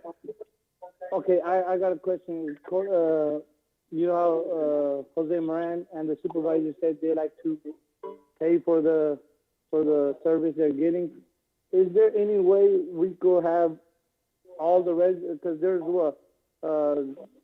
zone 13, zone 13B, 5B, zone 15, 16, 17, 22, 14, 21, 20, 18, 23, and 24. Is there any way we could put this on the ballot and have all the residents decide instead of 4 people, us 4 people compared to the whole residents? Is there any way we could cap it or stop it and let the residents decide? If the majority wants it, well, guess what? We'll keep it. If the majority don't want it, we'll cap it off. Can we get legal opinion on that?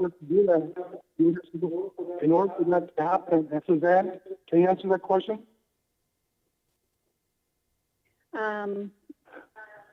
That could be something that may be in the provisions of the 1972 Act by petition, but that's more of a legal question. Well, Jose, do you have answers to that, or can you find out? I mean, what's the process of, I don't mind knocking on every door in those houses and ask those residents, because they're the ones that telling me that they don't want the increase. If you look at the screen, in order to change anything other than what we're doing today, you would have to put on a ballot that requires 2/3 of the approval of the registered voters to make any changes. 2/3 of the whole towns, or 2/3 of just the people that are affected by it? The whole town. No, not registered voters. Yeah, 2/3 of the registered voters. So what do I have to do? Do I have to go out there myself and get a petition signed? Because at this point, I'm willing to do that, because I don't think it's fair for half of the town to pay. So how do you justify $52 compared to $846 for the same service, same lighting? I mean, I could take the city manager on a ride along at 6 o'clock, and he could maybe point out which lights are turned off, which ones are getting better service, and it's the same service. If Jose Moran and the supervisor want to pay for it, they're more than welcome. Nobody's stopping them from paying the share. All right. Thank you, Mr. Green. Okay, Mr. Aguilar? Just a quick question. I know it was mentioned that we're not increasing from last year's fee. And then I know in the last meeting, we eliminated or we stopped the CPI. Yeah. So it's the same thing here, right? We're stopping the CPI. So this is the presentation we have here before us, and correct me if I'm wrong, Suzanne, is without the CPI. Is that correct? This does not include any CPI, correct? That's correct. Okay, just so everybody understands, there is no increase. It's the same as last year, or this year. No, last year. So there is no increase at this time. Just so everybody understands that, okay? Okay, just wanted to make sure, because I know, considering the times and the economy, and that was something I wanted to make sure that it was included. Okay. Council, any other comments? Seeing none, I will move to the motion at this time.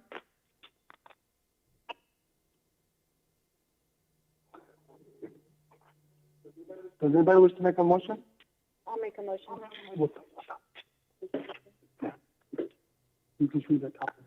I make motion to adopt the resolution of the City Council of the City of Livingston amending and or approving the modified engineer's report for the citywide consolidated landscape maintenance assessment district number 1 and the levy and collection of annual assessments within such district for fiscal year 2021 and confirming diagrams assessments pursuant of the provisions of Part 2 of Division 15 of the California Streets and Highways Code and as provided by Article I don't know my Roman numeral of the California Constitution. Okay, I have a motion by Councilwoman Batista. Do I have a second? I second.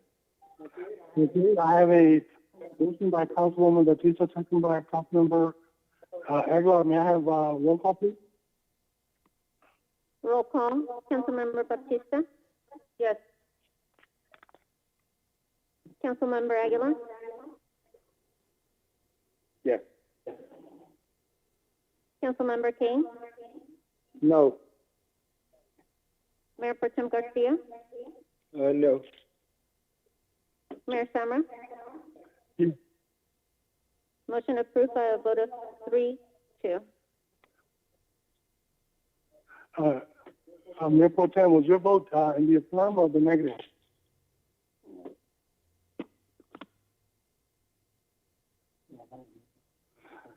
Mayor Pro Tem?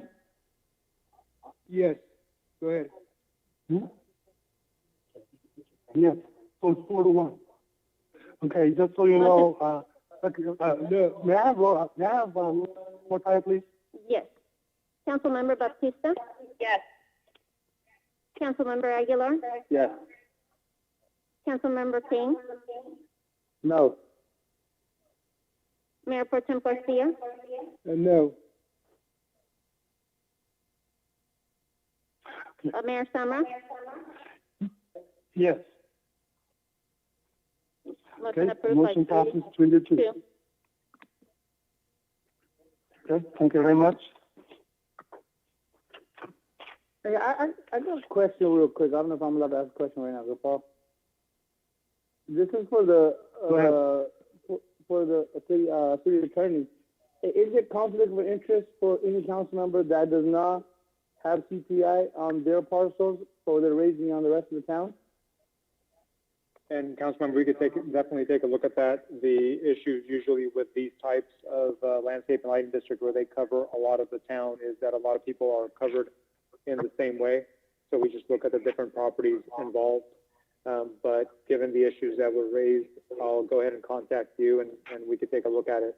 But usually with these, it covers so much of the city itself that everybody votes. Thank you, sir. Good. Thank you very much. Move on to citizens' comments. This section of the agenda allows members of the public to address the city council on items that are not otherwise on the agenda. Members of the public will recognize the mayor to control the election and identify themselves. Comments are normally limited to 3 minutes in accordance with the state open meeting law. The rest will be taken by city council leaders. For items which are on the agenda this evening, members of the public will be provided an opportunity to address the city council each items they have. Does anybody wish to address the city council on citizen comments?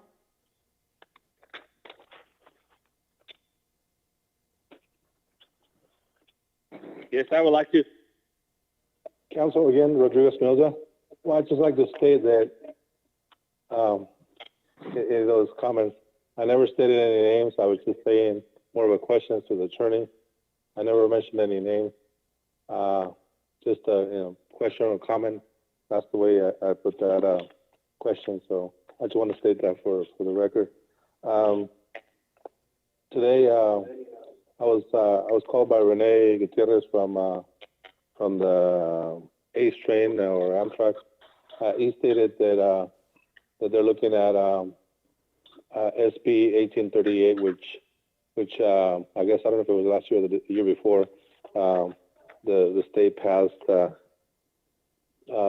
new tax on sugar drinks, but then the governor didn't, he vetoed it, and now they're looking into potentially, because of the pandemic, coming back and repealing that, so that they're trying to raise revenue. So I know that, I don't know, Jose, you were updated on that.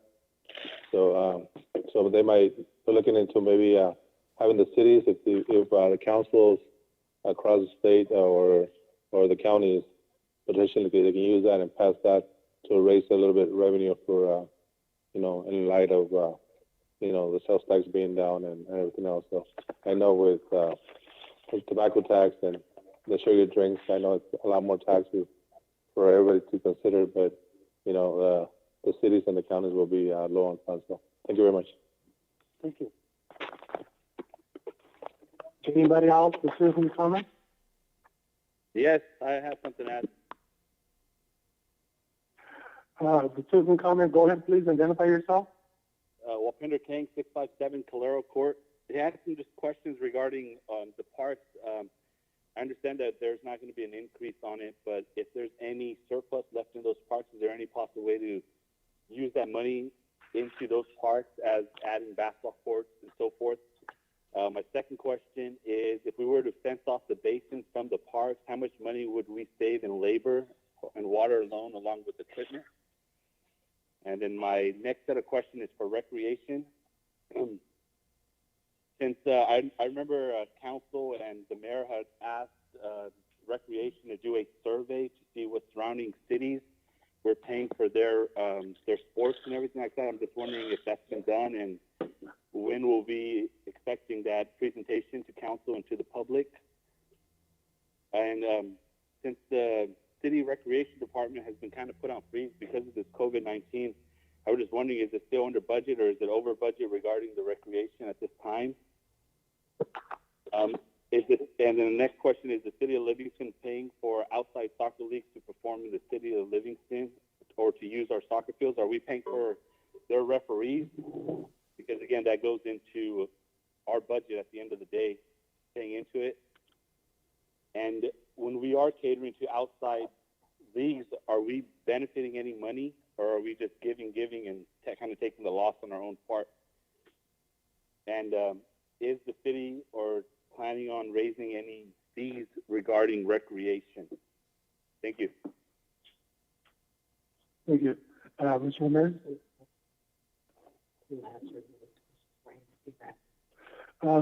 Mr. Kang, we have all your questions. We'll get everything written up for you and hand it to you in writing because there's too many to answer right off the bat. No, Is that okay and with I you? appreciate that. Yeah, if possible, can I get a date of when those will be answered? I kind of would rather have them answered in public so We'll have have them them for you on at the next record meeting. and other people can reply to them as well if they have any questions. Yeah, we'll have them for you at the next meeting, okay? Awesome. Thank you, sir. Thank you. Anybody else with citizen comment? If not, then citizen comment portion is now over. Moving on to consent calendar. Items on the consent calendar are considered routine and non-controversial, being enacted by one vote unless a separate action is requested by the city manager or city council member. There will be no separate discussion on these items unless a member of the city council or city manager requests a specific item be removed. And I did have a request earlier from Councilman Batista for item number 6, just some clarification. Mr. Ramirez, I believe you have something on the line, but you had I think we have the attorney, receivership attorney Amanda Jones. Are you on the phone line? I'm on the phone. Yes. We got some Councilwoman Batista has some questions. So if you could answer her questions, go ahead. My question is just to present some clarity to our citizens in regards to how the resolution and the public hearing, the process of how that took place, because I believe there is a little bit of confusion of how I can explain it, and I would need some help, and that's why I asked for this item to be presented so that our public understands what type of public hearing took place in order for this to go through our consent agenda. Yes.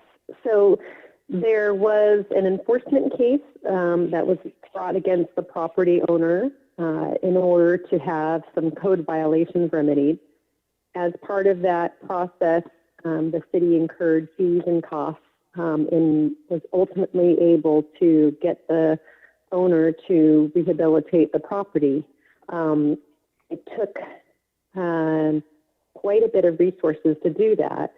So as part of our enforcement case, one of the options the city has is to seek those costs from the property. So the property is the nuisance and you recover the costs against the property. So in this case, when the property owners went to court, they had a right and they had a hearing before court. They objected to the city's recovery of its fees and costs. The court ultimately split the money in half. So the city did not get all of its fees and costs awarded by the court. It got approximately 50% of them.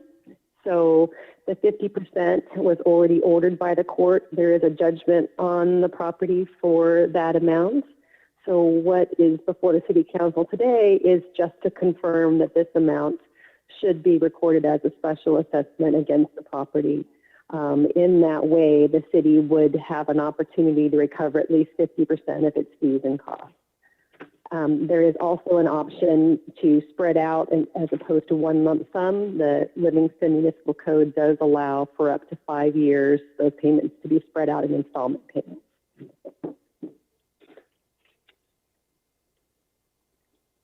Thank you for clarifying that. But I also have another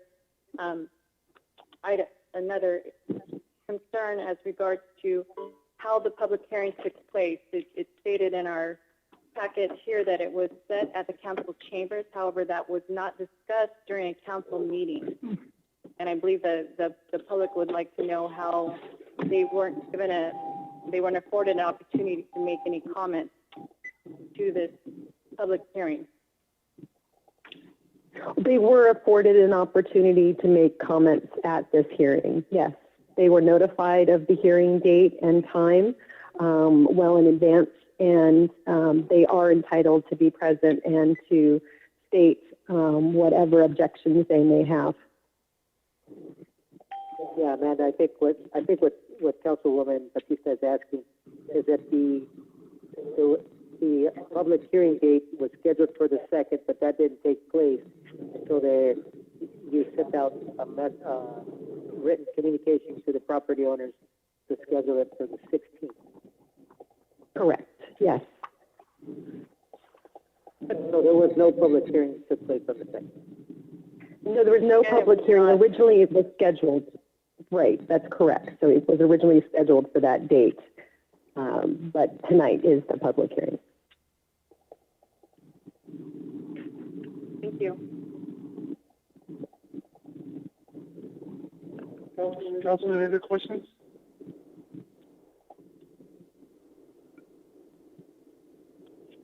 Okay, yeah, any other questions? There are no comments or concerns regarding it.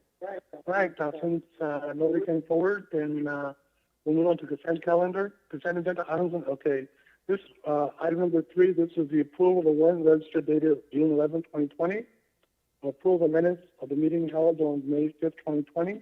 Resolution authorizing the applications of state, California, and local early action planning LEAP grant program.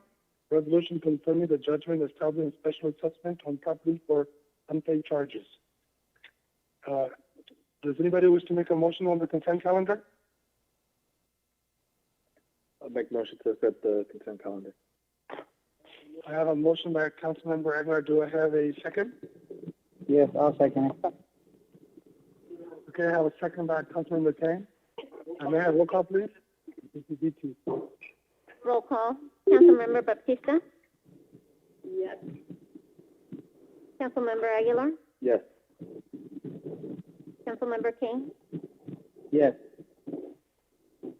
Mayor Pro Tem Garcia? Yes. Mayor Summer? Yes. Motion approved by the vote of 5-0. Thank you. Item number 7, this is a resolution of City Council of City of Livingston approving the order directing business and operation to adopt, implement state COVID-19 safety protocols, including industry-specific guidelines as established with state and requiring all individuals within the city to wear face coverings before entering any indoor facilities besides their residence. Any enclosed open space or all outdoors when the person is unable to maintain a 6-foot distance from the other person at a time. And Mr. Ramirez, sir. Yes, Mayor and Council and public. Of course, we continue to be under the stay-at-home order from the state. We see the statistics going on, just not only in our neighboring counties, but across the state and across the nation. And there has been quite a bit of discussion around the face mask and whether the face mask itself helps or doesn't help in spreading of the virus. And so our face mask basically sunset on the 31st of May. And so we're bringing it back to council for consideration. My personal recommendation is that we continue the face mask requirements, the face coverings, that is, in all of the essential businesses here in our community. Again, to curb the spread of the germs of this virus, and not have again. Bottom line is we want to help our community, and this is one way we can do it. Because keep in mind that we have some major employers here in our community, and I'm sure you guys are familiar with, even though it's not within the city limits, you probably heard about the Houston Nut Company. It was all over the news. They had about 8 different workers there. I'm not sure whether they reside within the city of Livingston or not. But anything that we can do and err on the side of caution, that's what I would recommend to council. But it's council's prerogative in terms of how long. My recommendation is a month, but whatever council would like to do is your prerogative. So with that, I'll turn it over to the mayor.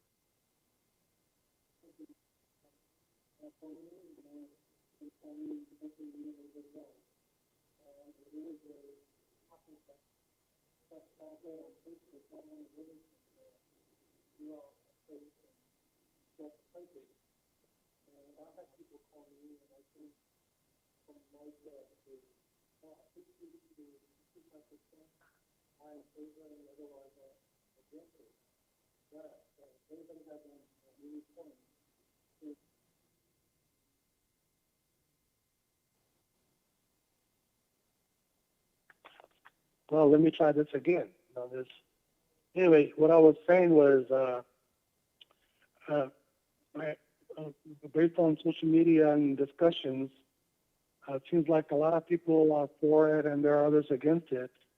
And from my conversation with folks, it's about around 60 to 63% for and others in the opposition.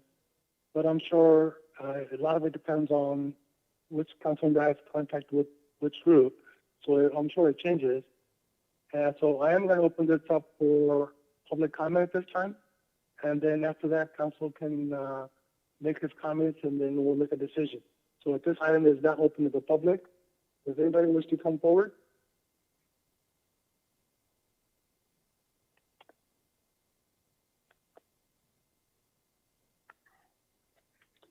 Hi, good evening, Council. Jose Moran, 945 Parkview Drive, Livingston, California. I think that Livingston has been doing a great job in trying to do our best to keep our community safe. And because we have been leaders in this endeavor with this virus, it's one of the main reasons of why we kind of been ahead of the game and been a little bit safer, I believe. Just recently, as we see some states and counties opening up, just 2 to 3 weeks later, now we're seeing the number of cases spiking up or doubling in faster times.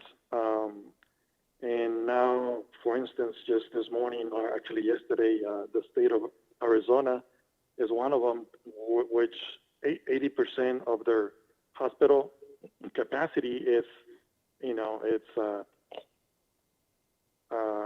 it's getting maxed out. The same for Texas and Florida and so on. My personal recommendation will be that we can consider this to be restated for 2 to 3 months, and then in a month or two, if we see that we don't need to have it, it's easier to go back and just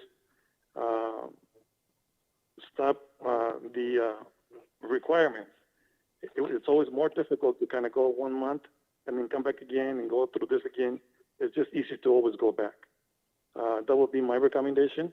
And then I also did just an independent survey with the residents in Livingston, and out of 97 participants, 67 of them were in favor of continuing with the requirements. 32 were not in favor, and one of them wasn't sure. So that would be my recommendation for tonight. Thank you. Thank you. Anybody else wish to make a comment on this item? Anybody on the phone that wish to make a comment? Seeing nobody come forward, Councilwoman Batista.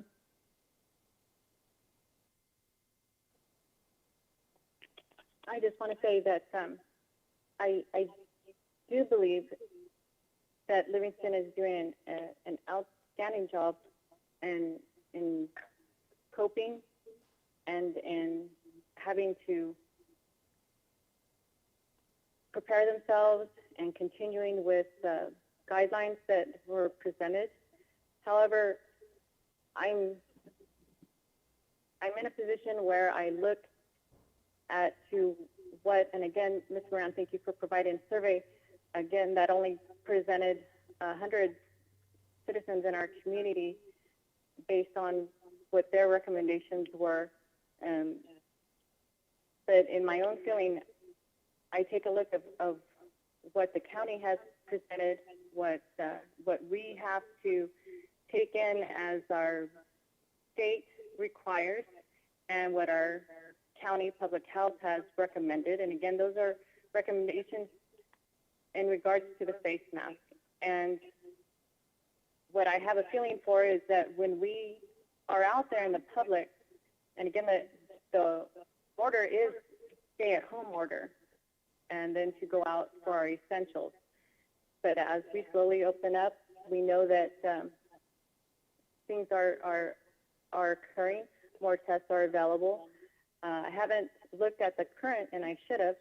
I looked at the current numbers and statistics in regards to what's going on in Merced County.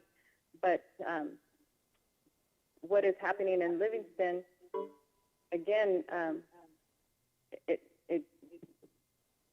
it poses a concern, yet mandating a face mask, in my personal opinion, I believe that we can do this safely. All our businesses have been given their guidelines. They have been practicing it for their employees. We've been smart about it. Again, things that the data shows from Merced County is that most of the cases are being brought into Livingston, not particularly some of the residents. So again, taking a look at the facts and waiting on the science to catch up for us is a concern. But as we are presently aware, our order has lifted. So for the past weeks or so, we've been doing, citizens have been doing a job that they feel protects them. And again, there is a lot of pressure. I know in the beginning it's a lot of social pressure, and that's falling on another spectrum of concerns of how our citizens are reacting to that, how they're pushing back to that, and it leads to many more areas. So I thank Livingston for doing the job that we are doing, but I believe that if we stick to the guidelines of our social distancing, going out when only necessary, doesn't. Personally, I am sitting here, again, I'm calling myself out. I am here without a mask, and again, that's my personal, not just because I'm speaking, but I see that everybody is within their guidelines to practice what they are doing for their best health concerns and what they need to do for their families. So that is my personal comment. I believe we can do this without a mandatory imposition on our citizens. If they would like to wear a mask entering into a facility, then they protect themselves. And again, I'm compassionate towards others. I do carry either a handkerchief or a mouth covering. Again, if I feel the need that I'm healthy. And again, we can get on to another conversation about, well, you don't know you're healthy. So again, that's for another time. But tonight's resolution does ask that we keep going forward. We have been, and I don't know, there's lots of confusion in regards to this. Statistics, science, it all comes into play here. I want what's best for the community. I will protect my family, I protect myself, and again, there will be judgments, there will be other calls, but again, we're adults here, and I believe that we can do this in the best interest of our community. So that's my comment. Thank you. Councilmember Kang?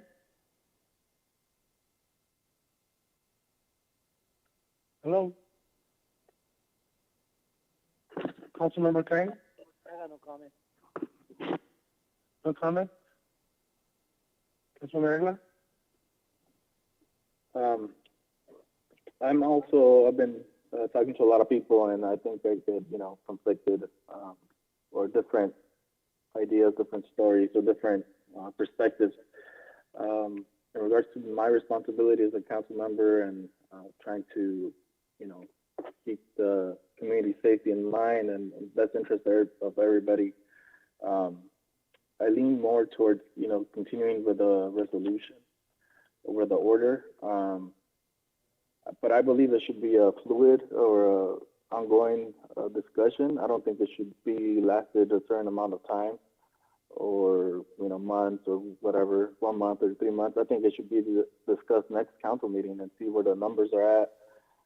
There's been 84 new cases in the past 4 days in the county of Merced, including, facility close by to us. And even besides our order, the state has certain restrictions in regards to indoor facilities and public facilities. So I would like to continue with it, but also continue the conversation and discussion every council meeting to monitor the numbers and all of that. And I think that's possible to have a side conversation or have something in the agenda to just touch bases real quick and see where we're at.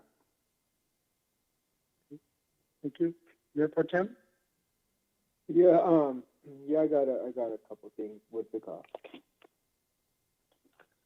Yeah, Repeat that? I don't agree with it being like us saying that it's necessary to wear a mask in the city of Livingston. Obviously, I have people coming up to me with pros and cons about this. I would probably recommend saying that we highly recommend you wear a mask while visiting the city of Livingston or the businesses. So I think that should be someone's choice. I mean, if they want to get sick, I mean, that's on them. But however, like I said, I would strongly recommend and not make it necessary for people to come into Livingston to wear a mask. So that's my say on it.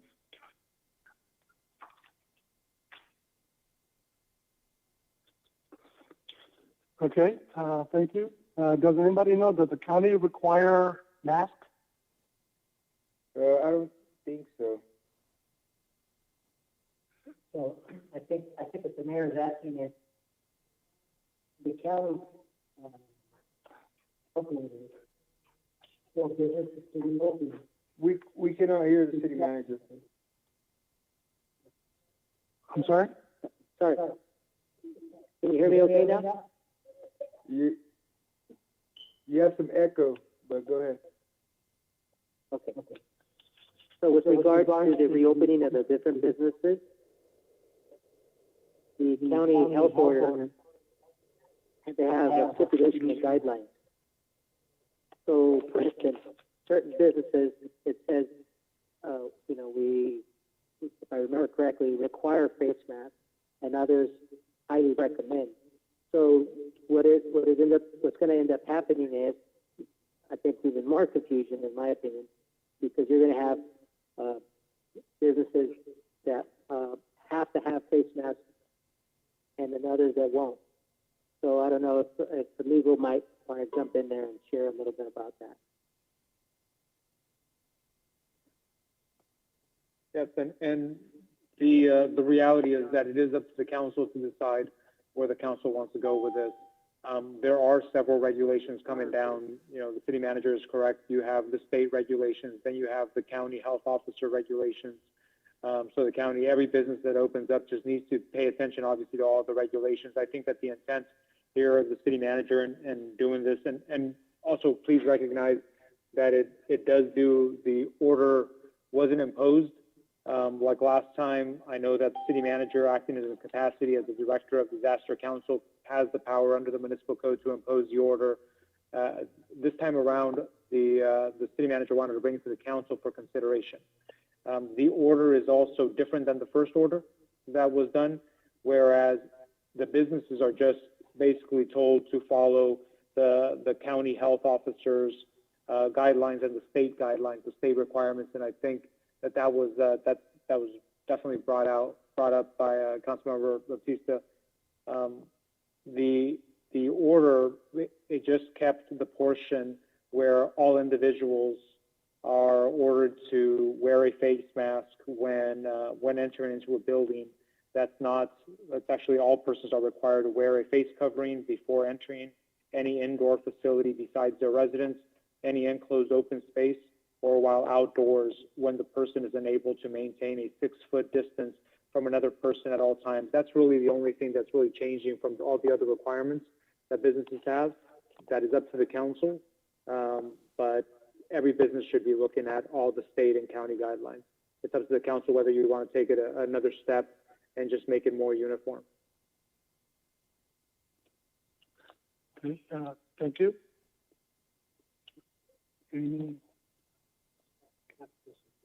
Legal. Quick question for legal. So, so in terms of hypothetical,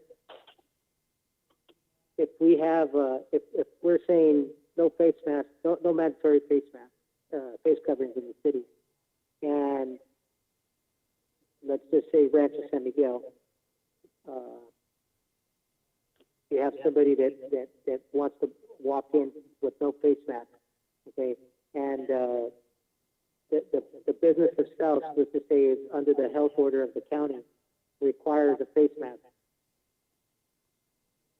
The dynamics, I don't understand how the dynamics are going to work. I don't understand the question. Okay, so let me rephrase it. So, for instance, at the so we know that under the reopening of the salons and the barbershops, they're required to have face masks. Okay. So how would we tell a resident who wants to go in and say, hey, there's no required face mask in town, it's not mandatory. So I don't know. They're still required to follow the guidelines from the state and from the county. Just because the city itself doesn't have that order doesn't mean that the county orders and the state orders don't apply to those types of businesses. So they still need to do it.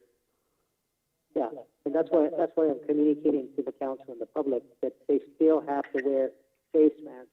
The issue that I see, or the problem that I see, is they're going to say, well, wait a minute, there's no requirement. The city's saying it's not required. But then the business owner is going to say, well, under the state it is, and so if you have to come in, you're going to have to wear it. So as long as everybody knows that that's the dynamics, we're good. So then why do we have Mr. to? Hernandez? Go ahead. Go ahead, Mayor Pro Tem. Mayor Pro Tem?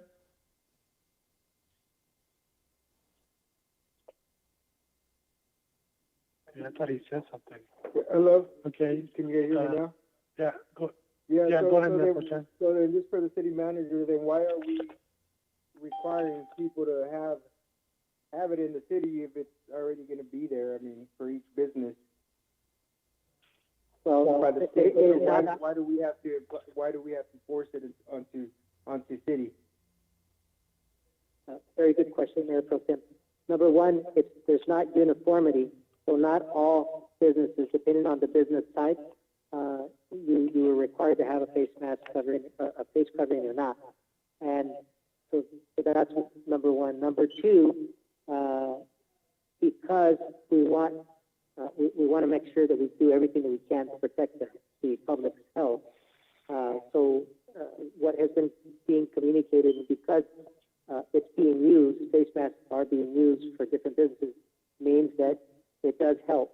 So again, what we're trying to bring is uniformity, trying to bring more safety to our community, and trying to prevent a little bit of the confusion that it's going to cause when people are asked whether there's a mandatory face covering in Livingston or not anymore. But it's up to the prerogative of the council. So what are the consequences if someone doesn't have a face mask in the city? So is there any consequences? Okay. Well, as it relates to, we do have an administrative citation opportunity component in place. We have not issued anybody any citations, and our plan is not to issue anybody any citations. What we're trying to do is to get everybody to think about the health of others, not just yours, but the health of others. And so that's why I'm recommending that we at least continue this for another period of time, because it does help. But again, that's I'm very my. Yeah, I got one more last thing on this. like I agree with Councilmember Aguilar. I just say, I mean, leave it in place as it is then, and then just bring it back up at each council meeting and see how it goes from there. I mean, it doesn't have to be in depth as we're having it today, but just a brief overview on it. Okay. Thank you. Mr. Aguilar, you have some further comments? No, I was just a simple comment about just the same thing we're talking about, that there are other requirements. I think this one goes a little bit further, right? It's legal.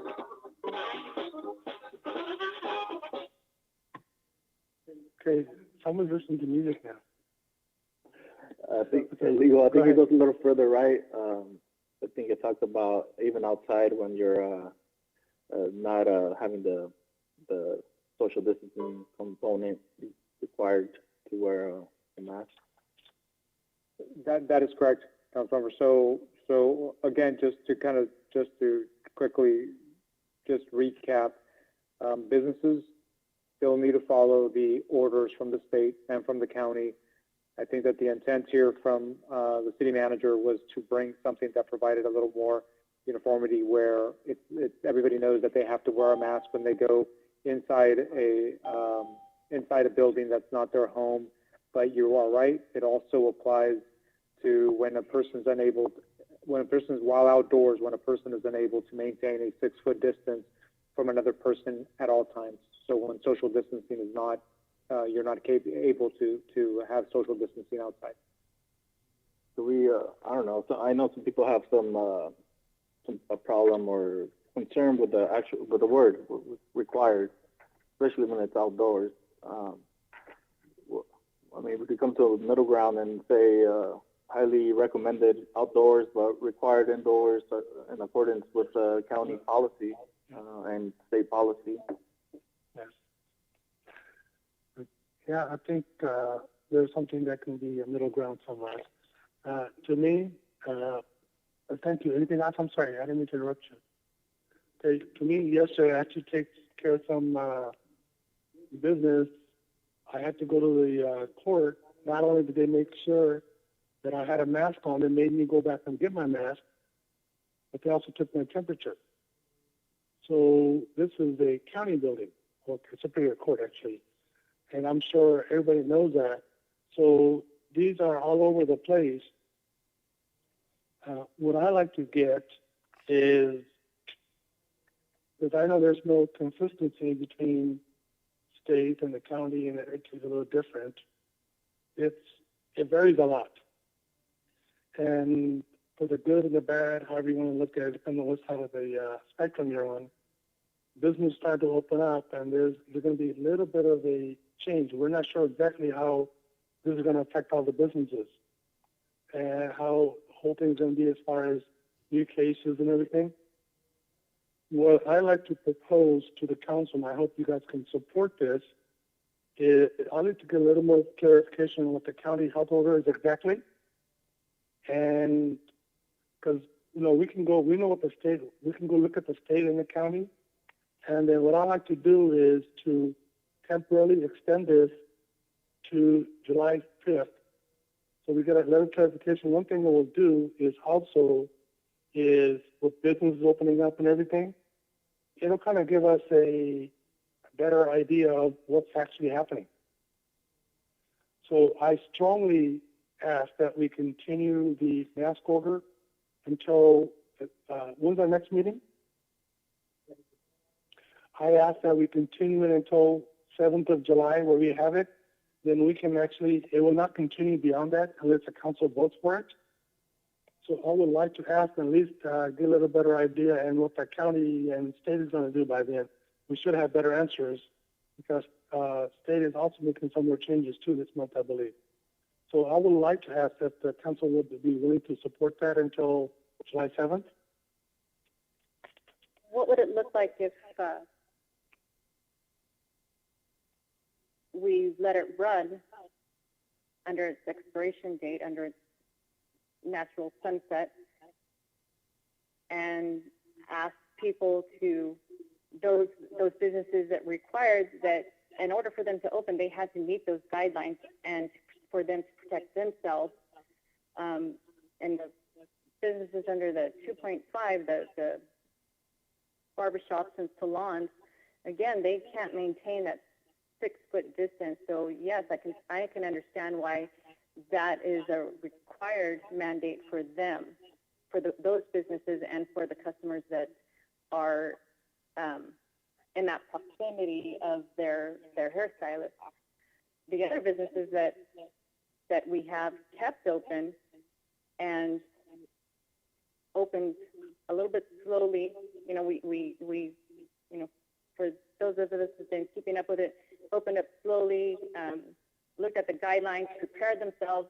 The time that the city of Livingston allowed them to take the opportunity to prepare an opening to make it safe for everybody to enter. So again, we're looking at that as our businesses. We trust our businesses that they're keeping under their guidelines, taking every precaution that they need to protect themselves, and following by the guidelines that were handed to them by the state and by our county. Again, I'm looking at what county has suggested to us, and I would strongly recommend. So what if we looked at that and said, okay, right now our resolution has ended, our ordinance has expired, our residents, those that need to protect themselves and those that have to stay at home, that, again, they're doing what they need to do. If they're sick, they are staying home. We're trusting that. But also looking and saying that, okay, some people out there is confusion, there's mass confusion, even for us to be having this discussion, the understanding and looking at what is to come. We don't know that yet. Looking at the numbers for Livingston, again, the data, I don't have it before me, but looking at those numbers, what if we went those 2 weeks, looked at the numbers that the county has come up to see where Livingston is at that time, and then at that council meeting, if there has been a spike, if there's a change, if we've remained at the level that we have been for the past weeks, then we move forward with that. If there's a dramatic change, then yes, hey, put this down and say, look, you know, we tried going without the mask, making it a requirement for everybody that's outside, a requirement for everybody coming into the building. If you can't go by the business's X mark and their arrows and the distancing, you know, the business has their right to refuse their service to you. But if we're practicing those and we're doing what we need to do to protect ourselves and others, keeping that distance, washing our hands, doing everything that we've been told since COVID, I want to just be able to suggest that what if we just keep it as it expired, look at the data again, see what's happening, and then at the next council meeting, I mean, even if it starts to occur before then, hey, then yes, you know, if we see those changes, because again, I looking at posts on Facebook and going to having those provided to us by county. Sergeant Fong does a great job of getting that information, weekly updates, even daily updates that county has for us. We're looking at those numbers and we're seeing a change that's not really significant. So if we went these remaining weeks without, see what happens. But if there's a spike, put that in order. Say, hey, we tried it without the face mask, but this is really, you know, this is happening in Livingston. We need to put this back on the table, and we need to go forth and make this a requirement again. Great. Thank you. But for me, I think it's easier to keep it and then remove it later than to reimpose it, because people get used to it and then they start questioning it. Wait a minute, why? You know, we're going to get into that. It's easier to keep it going and then look at the data on the 7th to make a final decision, because this will give us better numbers now that things have opened up somewhat. So I still strongly ask that we continue this until July 7th. And also I will request a information before that from the county health to see where we're at. Because when they say that we have total number of cases in each city or whatever, those are somewhat misleading as well. For example, that big spike that we saw in Livingston wasn't within the city, it was within the zip code of 95334. So we do need to have a little better understanding, and I do have a conference meeting with the health department, county, and the mayors on Friday. I will request that we have some information for the council for the following meeting, a little better of data of how many active cases we really have, and I'll try to bring that up for our next meeting. But until then, I really ask that we continue this until July 7th. But I do believe Mr. Strangler, you wanted to have another comment to make? Yeah, just real quick, in regards to letting it expire today and looking at it in a couple of weeks, I think that besides people not getting used to it or whatever, I think it creates a problem where if we want to go back, there's a delay in the symptoms and the testing, all of that. So there's a danger there. I think there should still be some kind of something in place. I know, like we talked about earlier, the wording required to maybe highly recommended, strongly encouraged, strongly recommended would be better for me, in my opinion.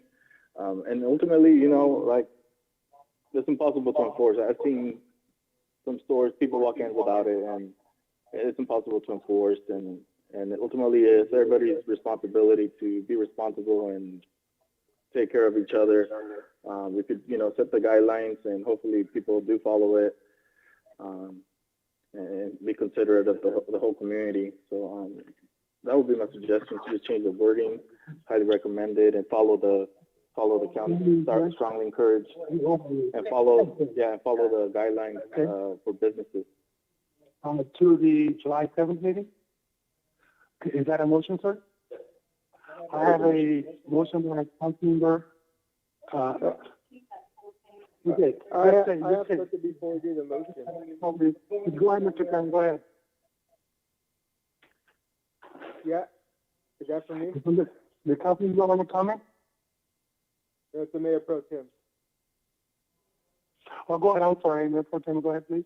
Yeah, I mean, I agree with Councilmember Aguilar about the wording. I think that's the biggest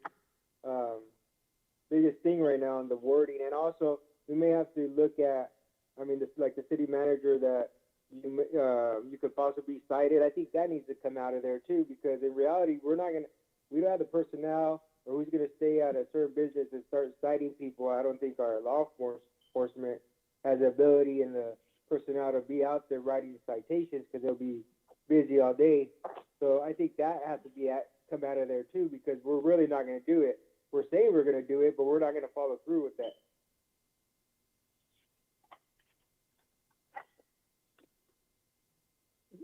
So if I may recommend, Mayor, it seems as though that changing the order to highly recommend and also taking out the actual citations, what it does, it's really more of kind of just encouraging folks to keep wearing your face mask. And also, regarding following the law, they still need to follow the county and state.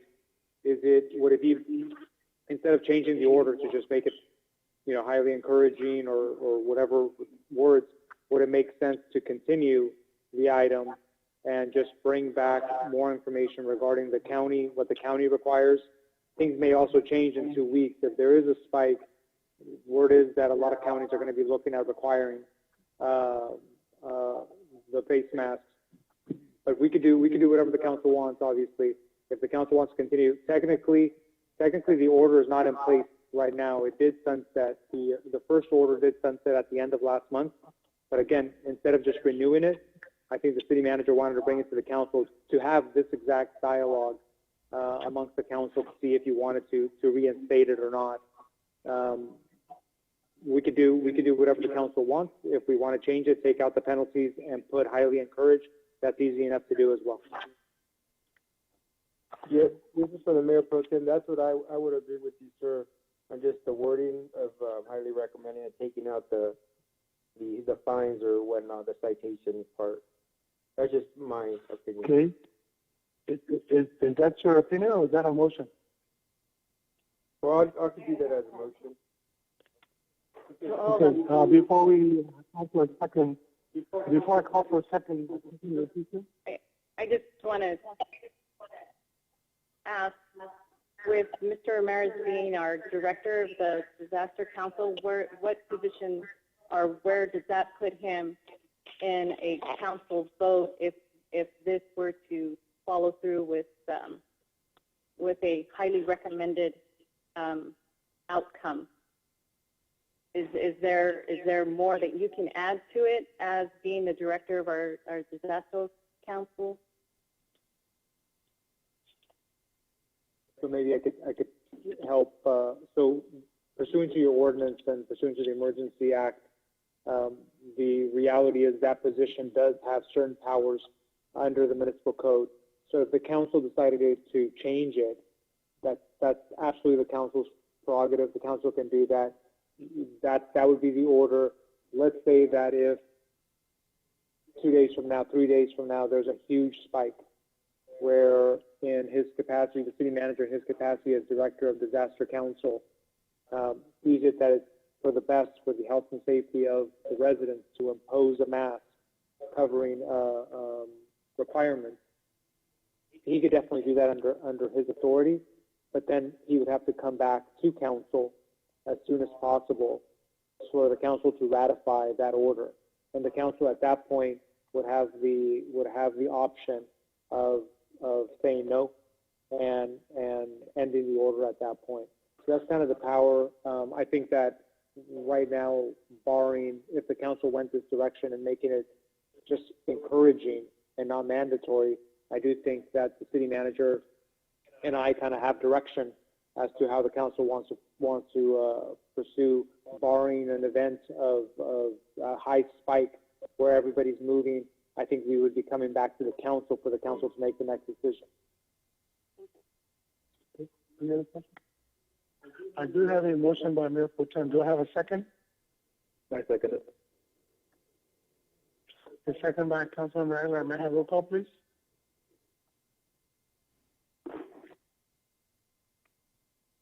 Roll call. Councilmember Baptista? Yes. Councilmember Aguilar? Yes. Councilmember King? Yes. Mayor Pro Tem Garcia? Yes. Mayor Samra? Yes. Motion if I may- approved by a vote of 5-0. Sorry, if I may, just for clarification, we'll be looking at the order. We'll be removing the mandatory sections, or at least changing them. And the order that is section 3 of the order that has the requirement, we'll still leave the sections that require businesses to actually follow state and county provisions, since that is the law. So that'll stay in there. It's really, when you look at it, it's really section 3 and then the penalty section towards the end, and section 9, violations of this order is a crime and may also be pursued as an administrative fine. We'll go ahead and also revise that. Now, I took it that the violations actually were just for the face covering, right?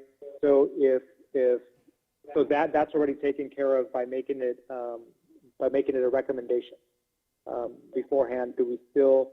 And I'm sorry to bring this up now, but we would still leave that section because not following the state or county is still a violation. So we would leave the violation portion of it because it would only apply to the businesses. Okay, thank you. And moving on to item number 8, this is a resolution ratifying the continued existence of the local emergency in the city of Livingston due to COVID-19 pandemic. Mr. Ramirez?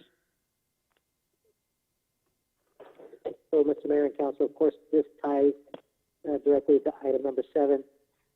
Again, we are still in a in the pandemic. So my recommendation is that we continue to say that there is still emergency and that we need to follow all the protocols necessary to keep everybody safe. Okay, thank you. This item is open to the public.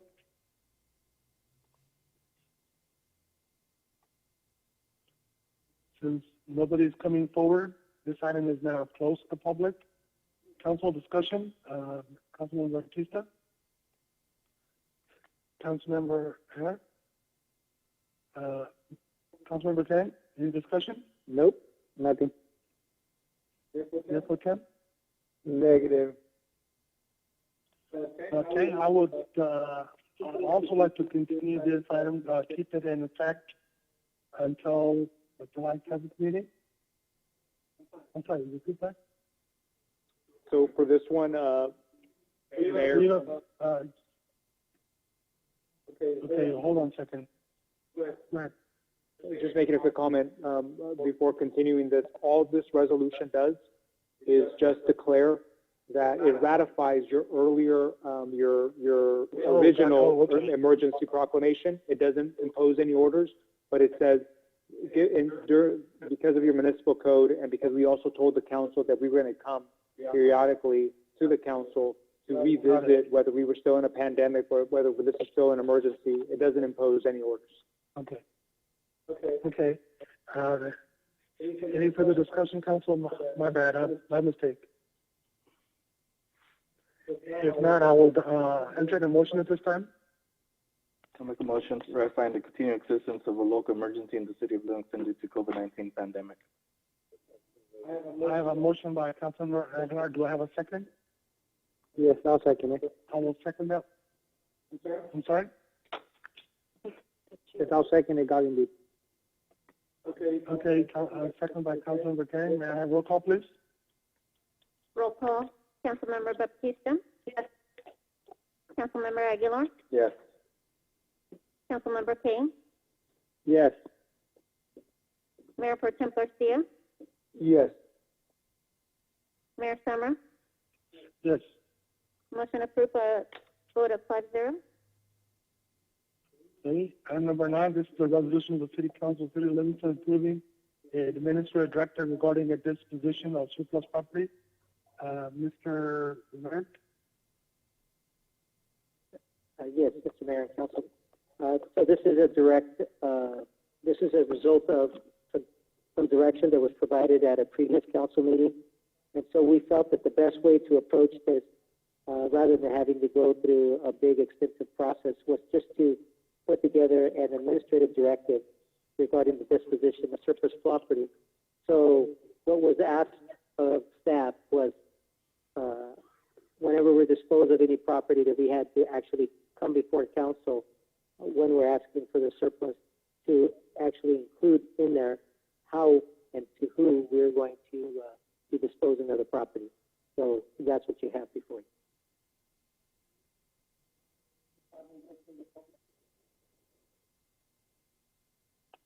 I'm sorry, let's try this again. This item is open to the public. Does anybody wish to comment? If not, it is closed to public. Council discussion? Mr. Kang, any discussion? No. Councilman Aguilar? Okay, Mayor Pro Tem? Negative. Okay, I don't have any comment at this time either. We're going to give Councilman Batista a couple of minutes. Do you have any? It's okay. Do you have any comment at this time? Okay, we have no comment. Does anybody wish to make a motion? I'll make a motion approving an administrative directive regarding the disposition of surplus property. I have a motion by Councilmember Aguilar. Do I have a second? I'll second it. A second by Mayor Pro Tem. May I have roll call, please? Roll call. Councilmember Baptista? Yes. Councilmember Aguilar? Yes. Councilmember King? Yes. Mayor Pro Tem Garcia? Yes. Mayor Summer? Yes. Motion approved by a vote of 5-0. Okay, this is a resolution supporting the expansion of the ultimate Corridor Express Ace train to Merced County and making case for train stop in downtown Livingston. Mr. Ramirez. Yes, Mr. Mayor and Council. So this item, as you might recall, it's been in the works for a few years. The ACE train, the Ultimate Corridor Express train, is going to make its way to Merced, but they're only going to choose one of two cities in terms of where the platform is going to take place, and that's Atwater and Livingston. So over the course of several years, we've been doing everything that we can in the city of Livingston to make our case on why the ACE train should support the city of Livingston. So we've actually pledged funding for a transit center / platform for the train. We've done a lot of downtown improvements in consideration of the ACE train. The 35-acre transit-oriented development that's currently in place also is pivoting towards the ACE train. There's a lot of benefits if we were able to land the ACE train in Livingston, because there's going to be a number of people that from Delhi, Belico, and different areas that are going to make their way to our downtown, carpool from there, take the commuter train all the way up to San Jose or to Stockton. And that'll be a big boost for our local economy. In addition to that, we've reached out to several of our big employers in the area. We think that there's going to be a lot of people who work in Livingston who are outside the area that will take the train, especially for Foster Farms. The distance between where the train's at and Foster Farms is very, very relatively close. So I think there's a lot of benefits all the way around. And again, this resolution basically is communicating to everybody that we're interested, that we're doing a number of different things, and that what we're doing only makes sense, and that we're in the best position to be selected. And so I strongly recommend council adopt this resolution. Thank you. This item is now open to the public. Anybody wish to discuss? Seeing nobody come forward, it is now closed to the public. Council, any comments? Obviously, yeah, a quick comment, Juan Aguilar. Obviously, we want to land that, that is train here in town. I think it'll be a great opportunity for the city of Livingston. And, obviously, I'm in great support of this. I know there's some meetings open to the public coming up. We'll be meeting on the 25th. That's right. So I encourage everybody who's able to tune in to do it. It'll be very important, and that's it. Councilmember Kang, any comments? No comment. Councilmember Batista? No comment. Deputy Chen? Negative. No comment. Thank you. And for me, I highly encourage that we adopt it. There'll be nothing better for us than to have a train stop here. Just so you know, for all these Niners fans, if it stops here, you can get on the train, and when you step off of it, you're in the San Francisco 49ers parking lot. There's no $100 parking fee. You get on the train and you're there. So otherwise, you have to drive your car through that longer and then park there and then go there. So it's much better for us to do right here. So I strongly encourage everybody to vote for it. So at this time, we do have Niner fans in this city. So anyway, at this time, I will entertain a motion. I'll make a motion, resolution supporting the expansion of the Altamont Corridor Express, or ACE, train to Merced County and making the case for a train stop in downtown Livingston. Okay, I have a motion by Councilman Aguilar. Do I have a second? A second. Second by Councilwoman Batista. May I have roll, please? Roll call. Roll call, Councilmember Baptista? Yes. Councilmember Aguilar? Yes. Councilmember King? Yes. Mayor Pro Tem Garcia? Yes. Mayor Summer? Yes. Motion approved by a vote of 5-0. All right, this is the resolution doing the continuing 2021 fiscal year budget authorizing the city manager to continue making required expenditures to meet current or immediate financial obligations until 2021 fiscal year budget is adopted. Mr. Bain? Oh, sorry. Okay. You want to take it? You want me to?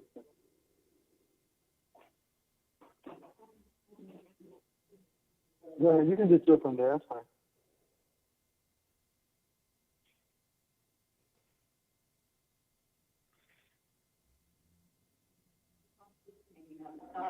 That's okay.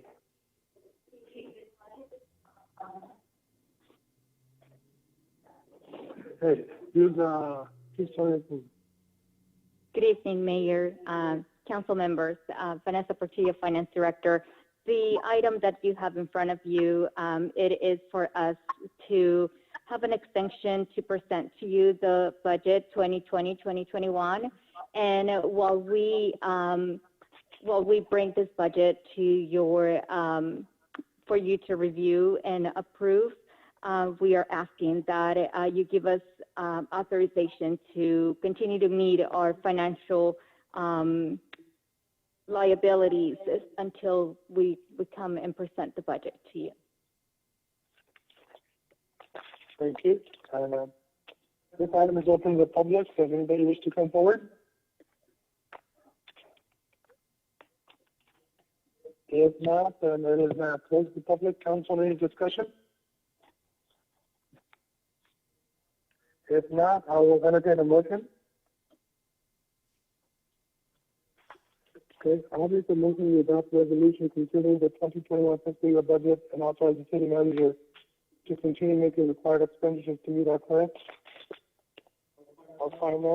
financial obligations until 2020-21 fiscal year's budget is adopted. I have motion by the board. Do you have a second? I second that. Second, Councilman Aguilar. May I have roll call, please? Roll call. Councilmember Baptista? Yes. Councilmember Aguilar? Yes.